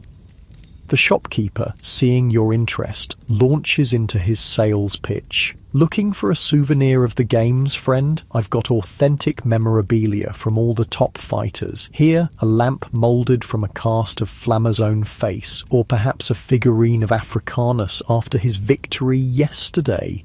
Made them overnight, fresh as can be. You smile at his enthusiasm, but notice that all his authentic figurines look suspiciously similar, with only minor variations in painting to distinguish between different gladiators. Still, they're charming in their way, and you end up purchasing a small bronze statuette of a Retiarius, the net fighter whose match particularly impressed you on your first day. Tucking your purchase into your bag, you rejoin the crowd heading back to the seating areas. The afternoon session will feature the gladiatorial contests, the main attraction for most spectators. Today's matches are rumoured to include some unusual pairings and special exhibitions, along with the standard combat types. As you settle back onto your seat, you notice a change in the quality of light inside the Colosseum. The sun has moved, and now the velarium, the massive awning system, casts dappled shadows across the arena. The temperature has dropped slightly, making the afternoon session more comfortable than the morning's events. The gladiators enter to the usual fanfare, but today's procession includes some unusual sights. Among the standard fighter types are what appear to be female gladiators, rare but not unheard of in Rome. There are also dwarfs equipped as gladiators, an exhibition match that promises to be more comedic than deadly. The crowd's reaction is mixed. Some cheer at these novelties, others seem disappointed by what they perceive as a less serious programme. The female gladiators, in particular, draw both admiration and derision, their presence challenging traditional Roman gender roles, even as it reinforces the game's entertainment value. The afternoon unfolds with a series of matches, some conventional contests between standard gladiator types, others these special exhibition matches. The female gladiators fight with skill and determination that soon wins over most of the crowd. The dwarf gladiators match is played partly for laughs, but still demonstrates genuine fighting ability within the constraints of their size. Between bouts, other entertainments keep the crowd engaged. Trained animals performing tricks, musicians playing martial tunes, dancers interpreting the victories just witnessed. It's a continuous spectacle, never allowing attention to wander or energy to flag. As the sun begins its descent toward the western horizon, the final matches of the day are announced. These are the prime contests, featuring the most skilled and famous gladiators in the most anticipated pairings. The crowd quiets as the combatants take their positions, the casual conversation giving way to focused attention. The first of these featured matches pits a Secutor against a Retiarius, the classic matchup of heavily armoured swordsman versus the quick, lightly armoured net fighter. Both men are champions with multiple victories to their names, and their contest demonstrates why. Every movement is precise, every strategy carefully executed. The Retiarius feints and dodges, looking for the perfect moment to cast his net. The Secutor advances steadily, shield raised, waiting for his opponent to make a mistake. It's a match of patience as much as skill, each man respecting the other's abilities enough to avoid rash actions.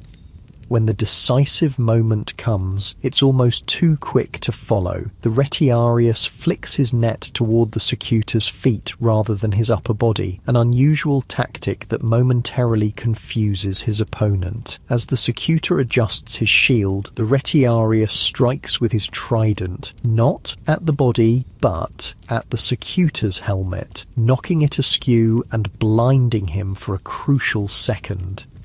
That second is all the net fighter needs. His next cast envelops the Secutor's sword arm, and a quick pull unbalances the armoured man, sending him crashing to the sand. Before he can recover, the Retiarius is upon him, trident poised at his throat. The defeated Secutor raises his finger, requesting mercy. The crowd, appreciative of the skill shown by both men, signals their approval for clemency. The Emperor grants it with a horizontal thumb, and both gladiators leave the arena to applause, their honour and lives intact. More matches follow, each with its own drama and excitement. Not all end peacefully. 2 fighters are carried out with serious wounds, and one contest results in a death when mercy is denied. The crowd reacts to each outcome according to their assessment of the fight's quality and the combatant's courage, cheering skilled victories and honourable defeats alike. As the final match concludes, the day's games draw to a close with a ceremony honouring the victors. Palm branches symbolising victory are presented, along with purses of prize money. The crowd begins to disperse, flowing out through the vomitoria, the exit passages designed to empty the massive amphitheatre quickly and efficiently. You remain seated for a few minutes, watching the arena being cleared and prepared for tomorrow's events. Slaves rake the blood-soaked sand, repair damaged scenery, collect discarded weapons. The machinery of the games never truly stops. It merely resets for the next cycle of violence and spectacle. As you finally rise from your seat, your legs stiff from another day on stone, you decide to take a different route out of the Colosseum. Instead of following the main flow of people, heading down through the vomitoria, you climb upward, curious to see the view from the highest tiers. The climb is steep, and your calves burn with each step. How do the women and poor citizens manage this every day of the games? By the time you reach the uppermost level, you're breathing hard, sweat dampening your tunic despite the cooler air of evening. But the view is worth every painful step. From here, you can see the entire arena laid out below, its oval shape perfect and precise. Beyond the Colosseum, Rome spreads in all directions, a sea of tiled roofs and stone buildings turning golden in the setting sun. Temples and palaces rise from the urban landscape, their marble facades gleaming. Smoke drifts upward from countless hearth fires and workshops. In the distance, the Tiber winds its way through the city like a silver ribbon.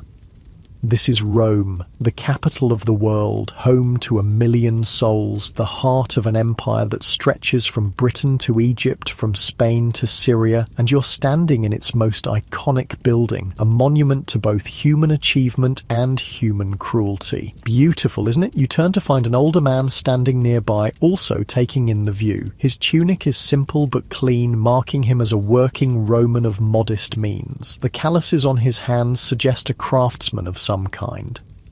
I've been coming to the games for 40 years, he continues, not waiting for your response. Started when the old wooden amphitheatres were still in use. Saw one collapse once. Terrible business, hundreds killed. This place, though, he gestures around at the massive stone structure. This will stand forever. Our great-great-grandchildren will watch games here. He's not wrong. The Colosseum's construction is a marvel of engineering, travertine stone and concrete combined in a structure that manages to be both enormously strong and surprisingly light for its size. The outer wall uses a series of arches to distribute weight efficiently, while the interior is a complex network of corridors and passages that allow thousands of people to move through the building without chaos. Are you a stonemason, you ask, noting the particular way he appreciates the building. He nods, pleased to be recognised. Worked on the eastern section during construction. Just a young apprentice then, but I cut some of the stones for the upper arcades. He pats the wall beside him with obvious pride. Put my mark on a few of them. Not that anyone would notice, but I know they're there. It must have been an enormous project, you say, genuinely curious about the building's creation. Like nothing before or since, he agrees. Thousands of workers, skilled craftsmen, labourers, slaves. We worked from dawn to dusk, year after year. The architects were geniuses, had the whole thing planned out on scrolls, every stone numbered and placed exactly where it needed to go. He shakes his head in remembered amazement. And the machinery. Massive cranes lifting stones heavier than 10 men, pulleys and counterweights that could raise blocks to the highest levels with just a few men operating them. As he speaks, you try to imagine the construction site, the noise, the dust, the constant activity as Rome's greatest amphitheatre took shape. The old mason describes how they built wooden scaffolding that seemed to touch the sky, how they mixed concrete in huge vats using a special recipe that would harden even underwater, how they carved the decorative elements on the ground before hoisting them into position. Emperor Vespasian started it, you know, he says, said Rome needed a permanent amphitheatre worthy of its greatness, built it right where that madman Nero had his private lake, part of his golden house. Symbolic that was, taking back for the people what Nero had hoarded for himself. This fits with what you've heard about Vespasian, a practical emperor who worked to restore Rome's stability after Nero's excesses and the chaotic year of 4 emperors that followed. The Colosseum was as much a political statement as an entertainment venue, a gift to the people that also reminded them of who had provided it. I should be getting home, the old mason says, noticing the deepening shadows. The wife worries if I'm out after dark these days, getting too old to defend myself against street thugs, she says. He grins, showing several missing teeth. She's probably right. You thank him for sharing his knowledge and watch as he makes his way carefully down the stairs, one hand braced against the wall for support. His pride in having contributed to this massive edifice is touching, a reminder that the Colosseum represents not just imperial power, but also the skill and labour of countless ordinary Romans. The crowd has thinned considerably by now. Only stragglers remain, some still discussing the day's highlights, others simply taking their time to avoid the crush. You begin your own descent, moving more slowly than your climb, taking time to observe details you missed in the excitement of the games. The stone steps are worn in the centre from countless feet over the decades. Graffiti is scratched into some surfaces, names, crude drawings, declarations of love or support for favourite gladiators. In one spot, someone has carved an elaborate game board for what looks like a Roman version of checkers, presumably to pass time during less exciting moments of the games. As you reach the middle tier, you pause to observe a small group engaged in what appears to be a heated debate about today's matches. Two men are arguing about whether the Retiarius in the final bout used an illegal technique to unbalance his opponent. It was clearly against the rules, insists one, a heavy-set man with an elaborate beard. You can't target the helmet straps directly. Everyone knows that. Nonsense, counters his companion, a taller, thinner man gesticulating energetically. The rules only prohibit deliberately removing the helmet. His trident struck the faceplate fairly, and if the impact loosened the straps, that's just bad luck for the secutor. Others in the group take sides, the debate growing louder and more animated. You smile to yourself. This passion for the technical details of gladiatorial combat is another aspect of Roman culture. It's not just about the blood and spectacle. It's also about appreciating the skill, understanding the rules, debating the finer points of technique. For many Romans, discussing the games afterward is as important as watching them. Continuing downward, you reach the main level and find yourself in one of the wide vaulted corridors that ring the Colosseum. These passageways are engineering marvels in themselves, the arched ceilings distributing the weight of the massive structure above while creating spacious areas for the movement of crowds. Even now, hours after the games have ended, these corridors remain active. Vendors are packing up their unsold merchandise. Slaves are cleaning the public areas. Guards patrol to prevent theft or vandalism. The Colosseum, you realise, is never truly empty. Like the city itself, it merely shifts from one phase of activity to another as day turns to night. Your stomach growls, reminding you that you've eaten little since morning. The excitement of the games often makes people forget hunger, but now that the day is ending, your body is demanding attention. Fortunately, Rome never lacks for food options, even at this hour. Exiting the Colosseum into the gathering dusk, you see that many of the food vendors are still doing business, serving the last of the departing crowd. The smell of grilled meat draws you to one stall where a cook is preparing skewers of lamb over a small charcoal brazier. You hand over a few coins and receive a skewer hot off the fire, the meat seasoned with herbs and drizzled with olive oil.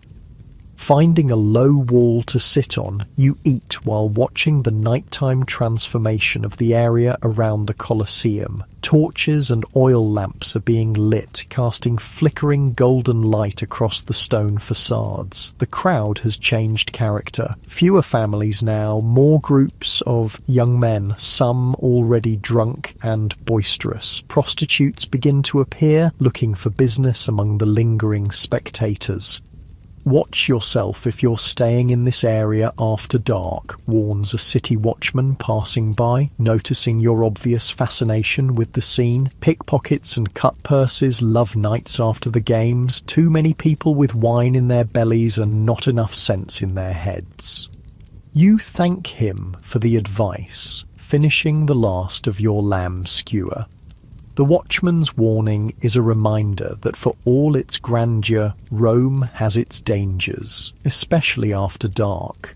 The narrow streets can become treacherous, particularly for someone unfamiliar with the city's geography.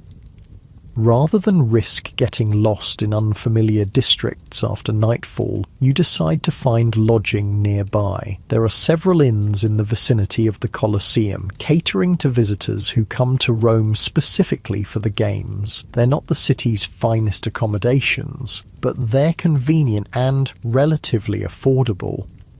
You settle on a place called the Gladiator's Rest, a 3-story building with a tavern on the ground floor and rooms for rent above. The innkeeper, a portly man with the weathered face of a former sailor, shows you to a small but clean room on the 2nd floor.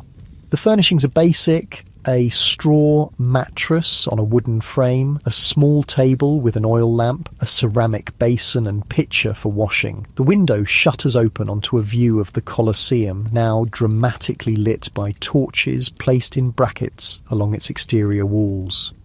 After washing away the day's dust and sweat, you head down to the tavern for a drink before bed. The room is crowded and noisy, filled with fellow spectators reliving the day's events over cups of wine. You find a space at one of the long communal tables and order a cup of the house wine, which arrives watered down, as is the Roman custom. The conversations around you are all focused on the games, favourite moments, controversial decisions, predictions for tomorrow's matches. At the next table, a group is animatedly discussing the rhinoceros and speculating about what other exotic beasts might appear in future Venationes. "I heard they're trying to bring an elephant from Nubia," says one man, leaning in conspirationally. "Not just any elephant, a white one, sacred to the Nubians. The governor there is sending it as a gift to the emperor." "Nonsense," scoffs his companion. "There's no such thing as a white elephant. You're thinking of Parthian tigers, which the emperor already has in his private menagerie." The debate continues, growing more elaborate with each cup of wine consumed. You listen with amusement, recognizing that much of what's being said is probably exaggeration or outright fabrication. The games breed tall tales and rumors, each spectator wanting to demonstrate special knowledge or insight. At another table, an older man who claims to be a retired gladiator is holding court, showing off scars and telling increasingly improbable stories of his arena exploits. His audience seems skeptical but entertained, buying him drinks to keep the stories flowing. Whether he's genuinely a former fighter or simply a convincing impersonator is impossible to determine, but he certainly knows the technical details and terminology of gladiatorial combat. As the evening progresses, the tavern grows rowdier. A group of young men, clearly deep in their cups, begin singing a bawdy song about a gladiator and his female admirers. The lyrics are explicitly sexual, drawing laughter from some patrons and disapproving looks from others. Rome's attitudes towards sexuality are generally more open than modern sensibilities, but there are still boundaries of public decorum. The innkeeper, seeing that things are getting out of hand, signals to a burly assistant who approaches the singers and quietly but firmly suggests they either lower their voices or take their revelry elsewhere. The young men grumble but comply, switching to a less offensive drinking song. This small incident reminds you that despite its reputation for excess and indulgence, Roman society does maintain certain standards of public behaviour. The games themselves may be violent and brutal, but they're conducted according to established rules and traditions. Even entertainment has its structures and limitations in Rome.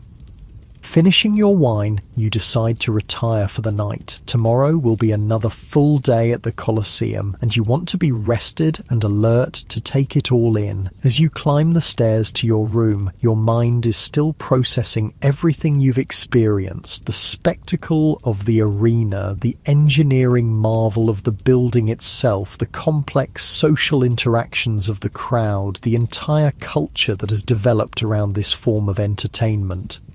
Sleep comes quickly, despite the unfamiliar bed and the continued noise from the tavern below. Your dreams are a jumble of images from the past days: gladiators locked in combat, exotic animals prowling the arena sand, the sea of faces in the crowd, all merging and shifting in the illogical way of dreams. You wake to the sounds of Rome, already bustling with morning activity, street vendors calling their wares, cartwheels rumbling over stone, the distant calls of animals being led to market. Sunlight streams through the slats of your window shutters, creating patterns on the rough plaster wall.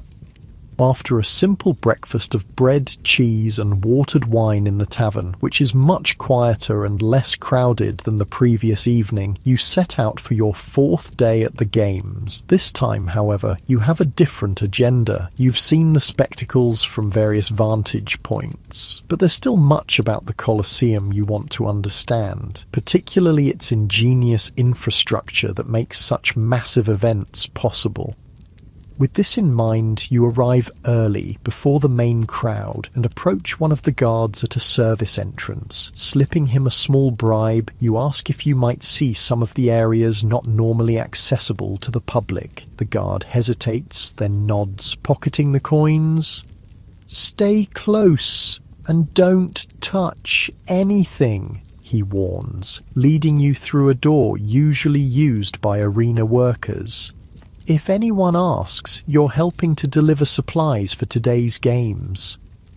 The corridor you enter is narrower and less finished than the public passageways, clearly designed for functionality rather than appearance. The walls are unadorned concrete rather than marble-faced, the floors packed earth rather than stone. The ceiling is lower, creating a more confined feeling.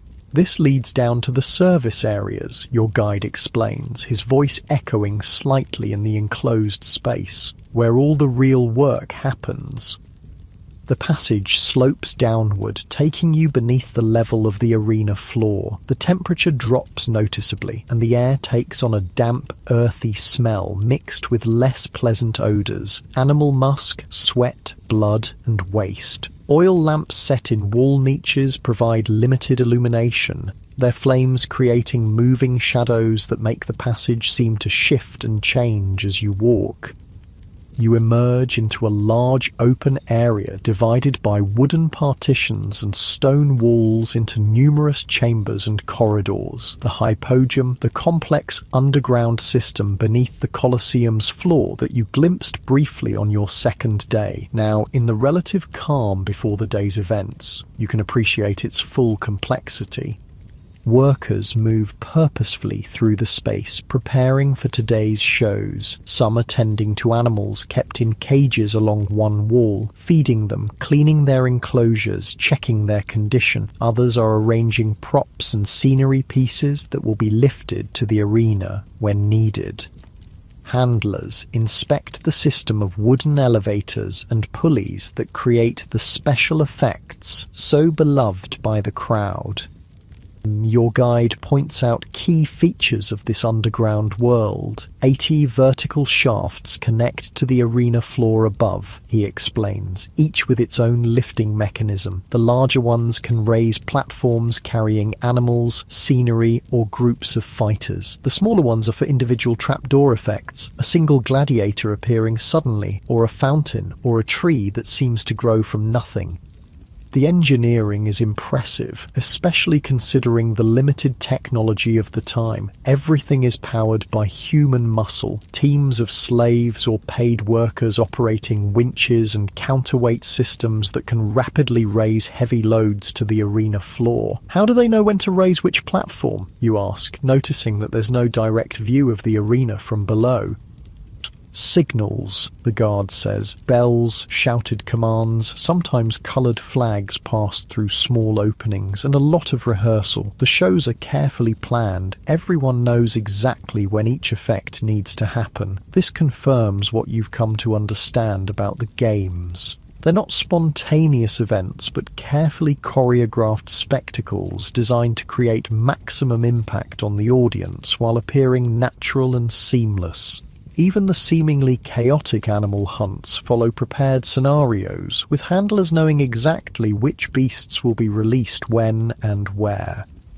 Moving deeper into the hypodium, you pass areas where gladiators are preparing for today's contests. Some are warming up with practice weapons, others are having armour fitted or adjusted by attendants. Still others sit quietly, perhaps meditating or praying before facing potential death in the arena above. Their expressions range from focused determination to resigned calm to barely controlled fear. Some of the men joke with each other, perhaps using humour to mask anxiety. Others remain solitary, lost in their own thoughts. All show the physical effects of years of specialised training, muscled bodies bearing the scars of previous contests.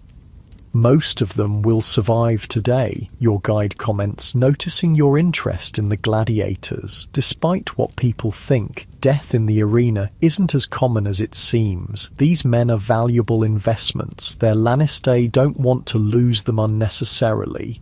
You nod, having come to the same conclusion from your observations. Still, the risk is real.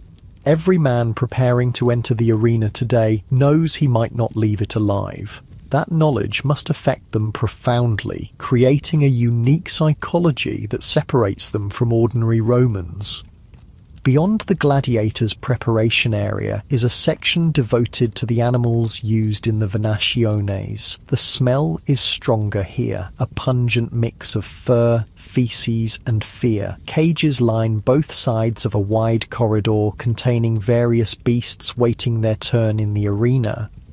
Most are relatively calm, either naturally docile or subdued by their journey and captivity. A few pace restlessly or growl at anyone who comes too close. We keep the most dangerous ones sedated until just before they're needed, explains your guide. Otherwise, they'd tear apart anyone who tried to handle them. Even so, we lose keepers every now and then. Just last month, a lion managed to get its paw through the bars and took a man's arm clean off. He says this matter-of-factly, another reminder of how commonplace danger and death are in this environment. The workers who make the games possible face their own risks, though these go largely unnoticed by the spectators who benefit from their labour. Adjacent to the animal holding area is what appears to be a small infirmary. Inside, a physician and several assistants are preparing bandages, surgical tools and medicinal herbs. This must be where injured gladiators receive treatment immediately after their bouts. Best doctors in Rome, your guide says, following your gaze. They have to be. Treating gladiator wounds requires special skills, knowing how to stop bleeding quickly, how to clean wounds to prevent infection, how to set broken bones. A good gladiator physician can mean the difference between a fighter returning to the arena or ending up on the funeral pyre. It's another aspect of the games you hadn't fully considered, the medical infrastructure required to maintain the gladiatorial system. These fighters represent significant investments of time and money. Naturally, their owners would want the best possible care for them when injured. It's both humane and economically sensible. Your tour continues through more of the Hypogeum's specialised areas, the water management system that can either drain the arena floor or flood it for Namakii, staged naval battles, storerooms filled with weapons and armour, workshops where arena props are built and repaired. It's a complete world beneath the feet of the spectators, as complex and organised as any Roman military camp or government building.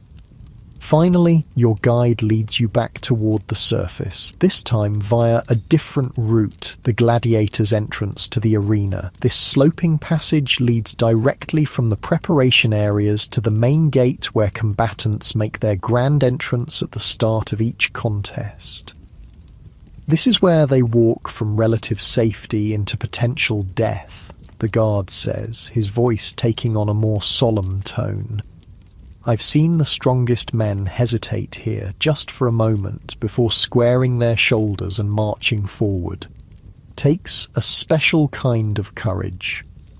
You can almost feel the weight of that moment, standing in this transitional space between the mundane world of preparation and the heightened reality of the arena. The stone walls seem to hold the echoes of countless men who have made that final walk, some never to return. Emerging into sunlight near one of the main entrances, you thank your guide for the illuminating tour. He nods, pocketing another small coin you offer in appreciation. Enjoy the games today, he says. Maybe you'll see them differently now that you know what happens below. Indeed, as you make your way to your seat amid the growing crowd, you find yourself viewing the Colosseum with new eyes. The spectacle unfolding in the arena is now just one part of a larger system you can visualize. The underground machinery, the workers and slaves making everything function, the careful orchestration behind what appears spontaneous. The games are beginning as you settle onto your seat. Today, you've chosen a position in the middle tier, not too high or low, with a good overall view of the arena. The opening ceremony proceeds as usual. The procession, the salute to the emperor, the preliminary entertainments. But now you notice details you previously missed. The precise timing of effects, the coordinated movements of arena staff, the subtle signals passing between officials. The day's program unfolds with familiar rhythms. The animal hunts in the morning, the executions at midday, the gladiatorial contests in the afternoon. But your perspective has shifted. Each spectacular moment now reveals its underlying machinery to your more educated eye. When a group of exotic deer suddenly appears in the arena, you visualize the workers below operating the lift that raised the platform. When scenery transforms between events, you can picture the coordinated effort of dozens of slaves making the change happen smoothly. Even the gladiatorial combats take on new dimensions as you recognize the carefully matched fighting styles, the subtle role of the referees, the medical team waiting just out of sight to attend to the wounded. The games are still captivating, still emotionally engaging, but now they're also intellectually fascinating. A complex system of engineering, logistics, and human expertise, all dedicated to creating these moments of collective experience for Rome's citizens.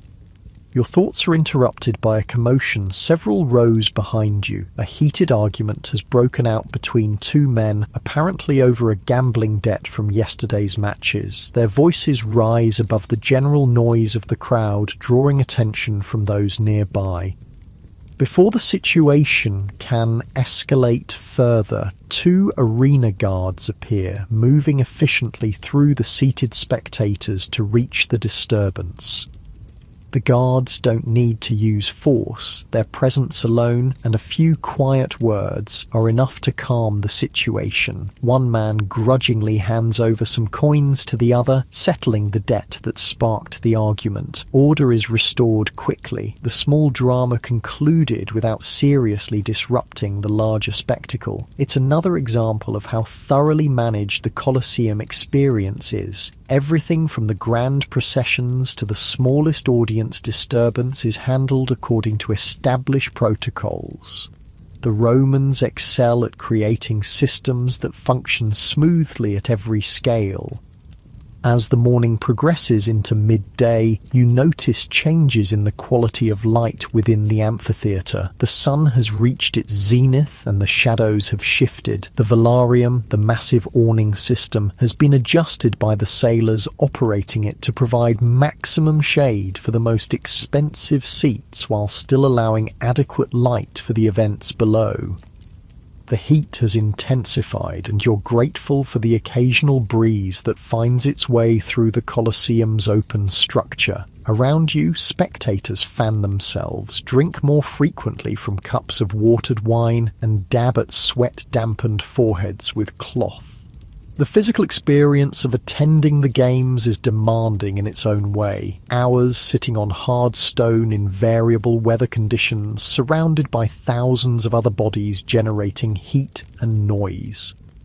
Yet no one seems inclined to leave early. The discomfort is simply part of the experience, accepted as the price of participation in Rome's greatest public entertainment. There's a shared endurance that creates a kind of communal bond among the spectators, all choosing to remain despite the challenges of heat, crowding, and basic physical needs.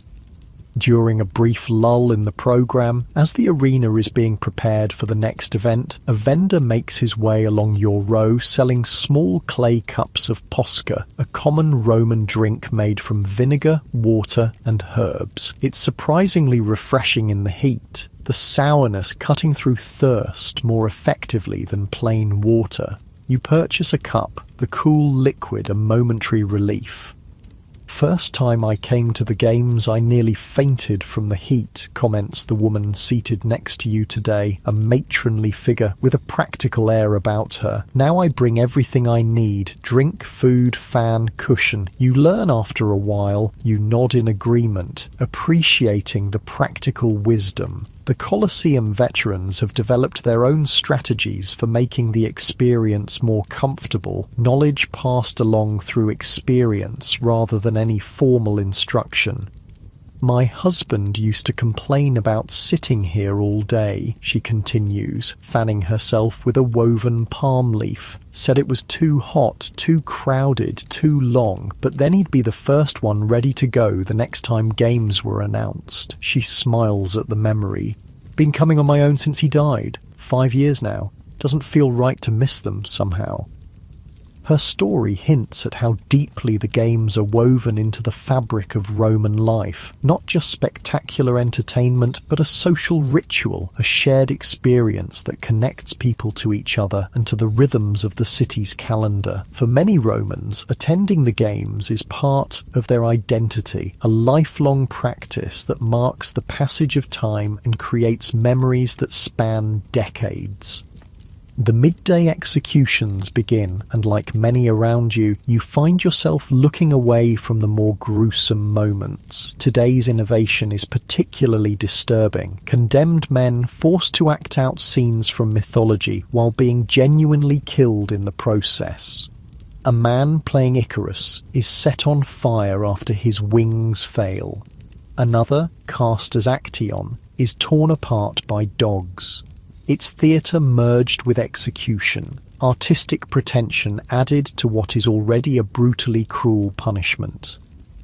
"I never watched this part," your neighbour confesses quietly. "I know it's meant to be justice, but..." She trails off, then adds, "The gladiator fights are different. Those men choose their path, train for it. This is just..." Again, she doesn't finish the thought, but her meaning is clear.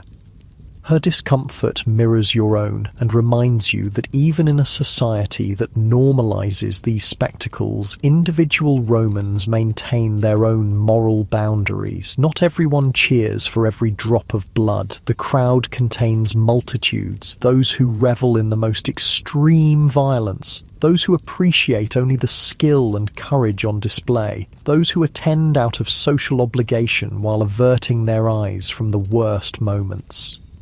You find yourself wondering about the Romans who don't attend at all. Surely there must be some who find the games completely objectionable or simply uninteresting. Are they silently judged by their peers? Do they invent excuses to explain their absence? Or is abstention from this central cultural institution simply accepted as a personal choice?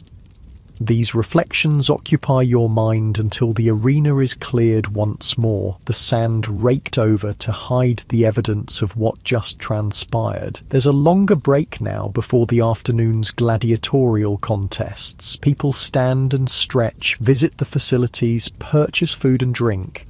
The conversation rises in volume as spectators discuss what they've seen so far and anticipate what's to come.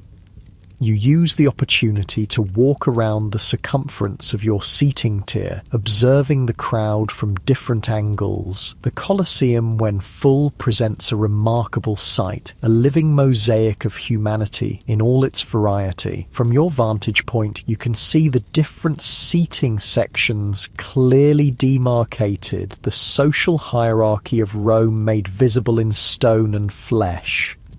In the lowest tier, nearest the action, sit the senators in their white togas with purple borders distinguished by their wealth and political power. Behind them are the equites, the knights or upper middle class in their own distinctive dress. Your own section contains the ordinary citizens, shopkeepers, craftsmen, minor officials, the backbone of Roman society. And high above, in the furthest seats, are the women, the poor and the slaves permitted to attend.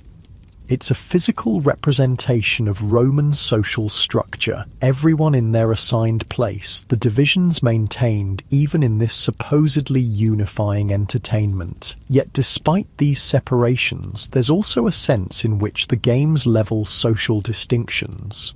All eyes watch the same events.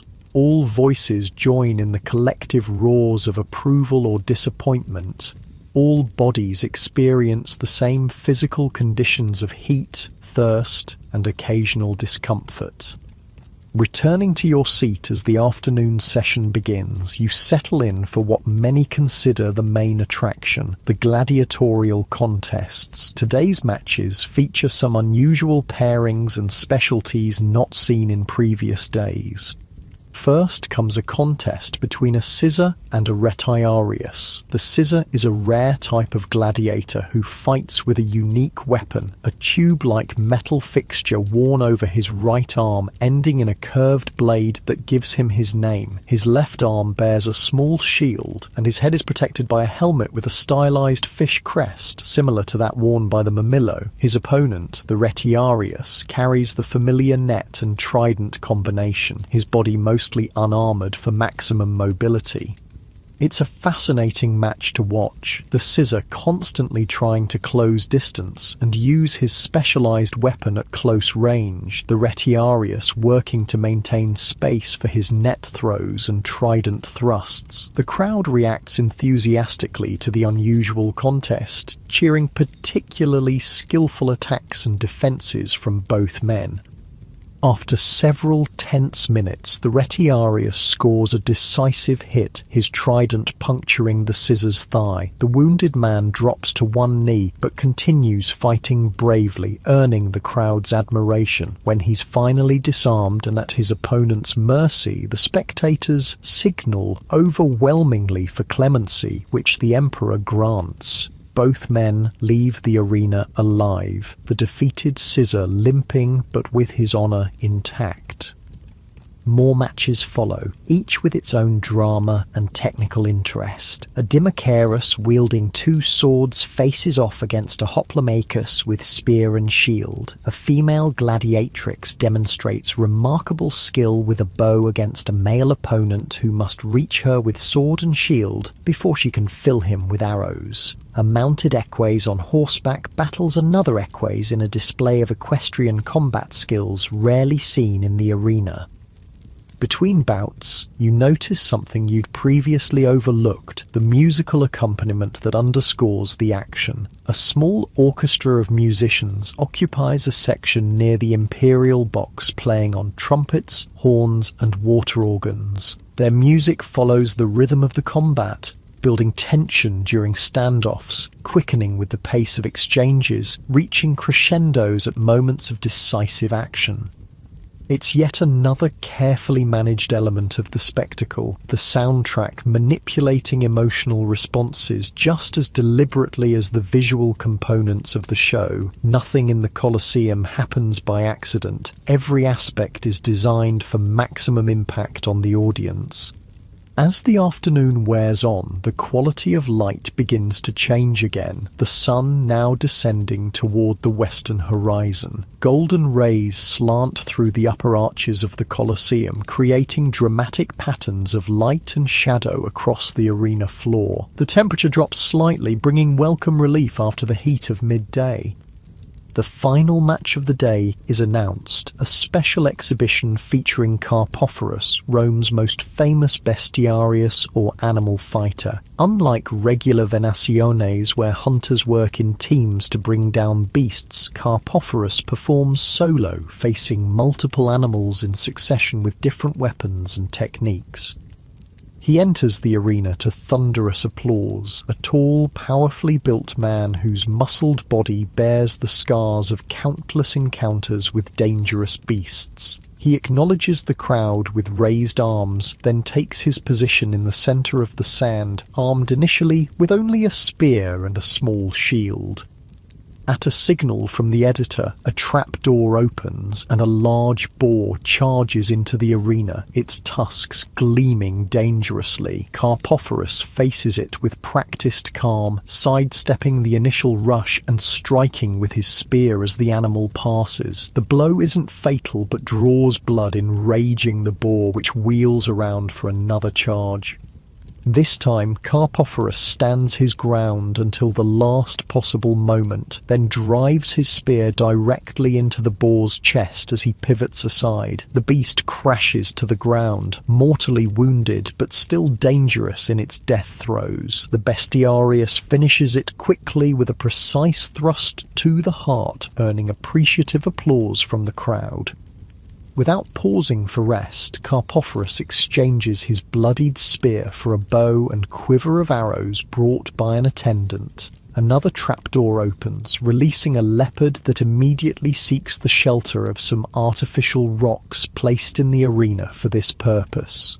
The spotted predator crouches, its eyes fixed on the man, tail twitching as it prepares to pounce. Carpophorus nocks an arrow and waits, perfectly still, inviting the attack. When it comes, a blur of spotted fur launching through the air, his response is immediate. The arrow flies true, striking the leopard in mid-leap. The big cat crashes to the sand, not dead but wounded and now more cautious. What follows is a tense game of cat and mouse, with the roles somewhat reversed, the human hunter stalking the wounded predator as it tries to keep obstacles between them. Eventually, Carpophorus maneuvers the leopard into a position where he has a clear shot, and his second arrow finds the animal's heart. For his final challenge, Carpophorus takes up a sword and small round shield. The anticipation in the crowd is palpable as a larger trapdoor opens, revealing his most dangerous opponent yet, a male lion, its mane full and dark, its roar echoing around the amphitheatre as it emerges into the light. This is the moment everyone has been waiting for, the climax of the day's events, Rome's premier animal fighter facing nature's most iconic predator. The lion paces the edge of the arena at first, perhaps confused by the noise and unfamiliar surroundings. Carpophorus remains in the centre, sword ready, turning slowly to keep facing the big cat.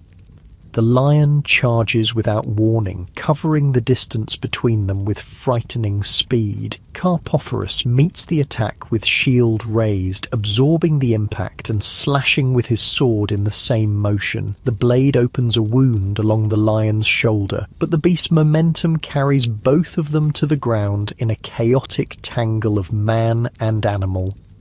For a heart-stopping moment, it seems the bestiarius may have met his match. The crowd rises to its feet, a collective gasp sweeping through the Colosseum. Then Carpophorus emerges from the struggle, rolling clear of the lion's claws and regaining his feet in one fluid motion.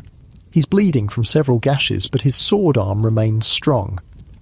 The wounded lion is more cautious now, circling rather than charging directly. Carpophorus matches its movements, looking for an opening. When the lion rears to swipe with its massive paws, the fighter darts forward, driving his sword deep into the animal's chest in a perfectly timed thrust.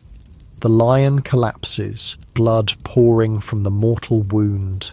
Carpophorus steps back, breathing heavily, his own blood mingling with that of his fallen opponent. He raises his sword in salute to the emperor, then to the crowd, which responds with a deafening roar of approval.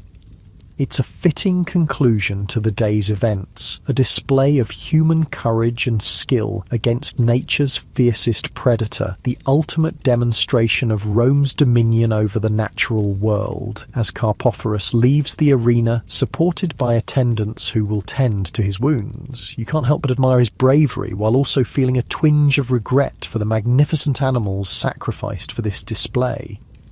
With the final event concluded, the day's games come to an end. The crowd begins to disperse, flowing out through the vomitoria in a carefully managed exodus. You remain seated for a few minutes, watching the transformation of the arena as workers enter to clear away the evidence of the day's events. The bodies of animals, broken weapons, bloodied sand, all removed efficiently to prepare for tomorrow's spectacles.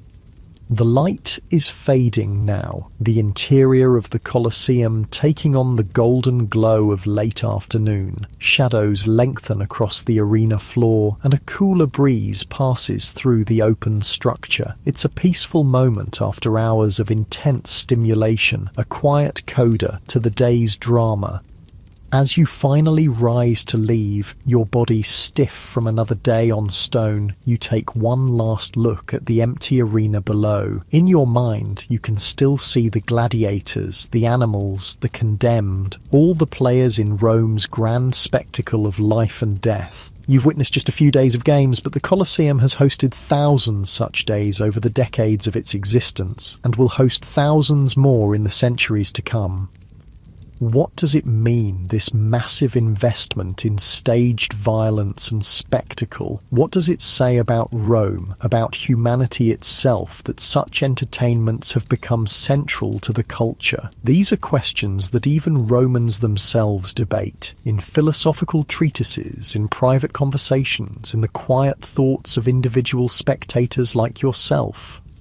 There are no simple answers. The games are simultaneously a political tool, a religious ritual, a social gathering, an artistic performance, and a business enterprise. They reflect Rome's values, its emphasis on courage and skill, its celebration of victory, its need to demonstrate power over nature and foreign peoples. But they also reveal its contradictions, a civilization capable of remarkable achievements in law, engineering, and governance that still embraces public violence as entertainment. Making your way through the emptying corridors of the Colosseum, you emerge into the late afternoon light of Rome. The city continues its eternal bustle around the massive amphitheatre, people heading home after the games, vendors packing up their wares, workers preparing for evening activities. Life flows onward, shaped by but not defined by the spectacles just witnessed. You decide to walk back to your lodgings rather than taking a more direct route, wanting to experience more of the city in this thoughtful mood. Rome spreads around you in all its contradictory glory, magnificent public buildings alongside cramped apartment blocks, elegant villas beside squalid slums, temples to the gods within sight of brothels and gambling dens. It's a city of extremes, of wealth and poverty, of sophistication and brutality, all coexisting in a complex urban ecosystem. The streets grow quieter as you move away from the Colosseum district into more residential areas. The fading light casts a gentle glow over the buildings, softening their edges. Lamps are being lit in windows and doorways, small points of warmth against the gathering dusk. From somewhere nearby comes the sound of a flute, a simple melody floating on the evening air. Reaching your inn, you find the tavern on the ground floor already filling with patrons, some fellow visitors to the games, others local residents coming for an evening meal and company. The atmosphere is relaxed and convivial, so different from the intense excitement of the arena. You decide to join them, taking a seat at a table and ordering a simple dinner of bread, cheese, olives and wine. As you eat, you overhear snatches of conversation from nearby tables. Some people are discussing today's games, of course, but others talk of family matters, business concerns, local politics, romantic entanglements, the full spectrum of human interests and preoccupations. The games, for all their cultural importance, are just one element of Roman life, one thread in the complex social fabric. A travelling musician enters the tavern and begins to play a lyre, singing a popular ballad that has several patrons joining in on the chorus. It's a love song, full of romantic yearning and poetic metaphors, a reminder that Rome produces art and beauty alongside its more violent entertainments. The crowd in the tavern responds warmly, tossing coins to the musician when he finishes and calling for another song. After your meal, feeling pleasantly tired from the day's experiences, you climb the stairs to your room. The space is simple but comfortable enough. A straw mattress on a wooden frame, a small table with an oil lamp, a window looking out onto a narrow street now dark, except for the occasional glow of a passing lantern. You light the lamp, its gentle flame creating a small circle of warmth in the darkness. Sitting on the edge of the bed, you remove your sandals, feeling the relief of bare feet after a day of walking. Your muscles ache pleasantly, your mind is full of images and impressions, your body ready for rest.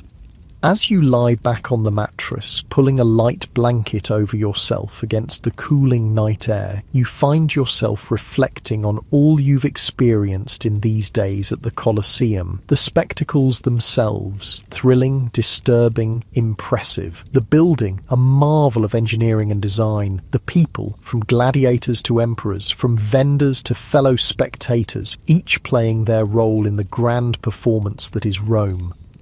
You've witnessed just a small slice of life in the world's greatest empire, but it's been revealing, showing both Rome's magnificent achievements and its troubling flaws, its common humanity and its unique cultural expressions. The Colosseum embodies all of this. The best and worst of what humans can create together, a monument to both civilization and savagery. Your thoughts begin to drift as sleep approaches, the images of the day blurring and merging. The roar of the crowd fades to a gentle murmur in your memory. The tension of the arena gives way to the peaceful heaviness of limbs sinking into the mattress. The bright colours and sharp movements of the spectacle soften into the warm darkness behind your closing eyelids.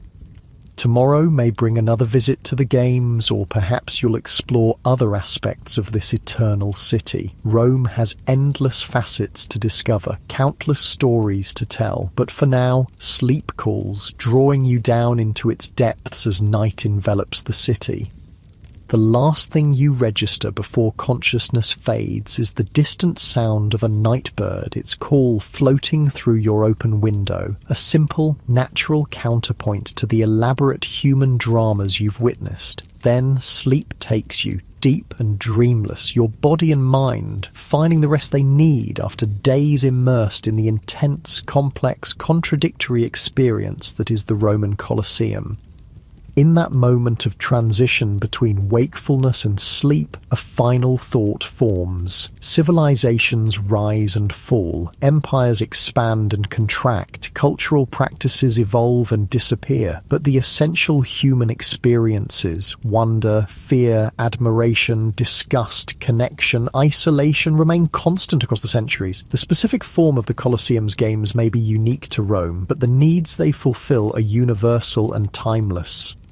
And with that thought, you slip away completely, joining all the other sleeping souls of Rome, from emperor to slave, from gladiator to spectator, in the democratic realm of dreams, where all are equal in their vulnerability, and all are part of the continuing human story that stretches from ancient days to times yet to come. The The Colosseum stands silent in the night, its massive stone form visible against the star-filled sky, waiting for tomorrow's games, tomorrow's crowds, tomorrow's dramas, one more day in its long existence as the beating heart of Roman entertainment, Roman identity, and Roman life.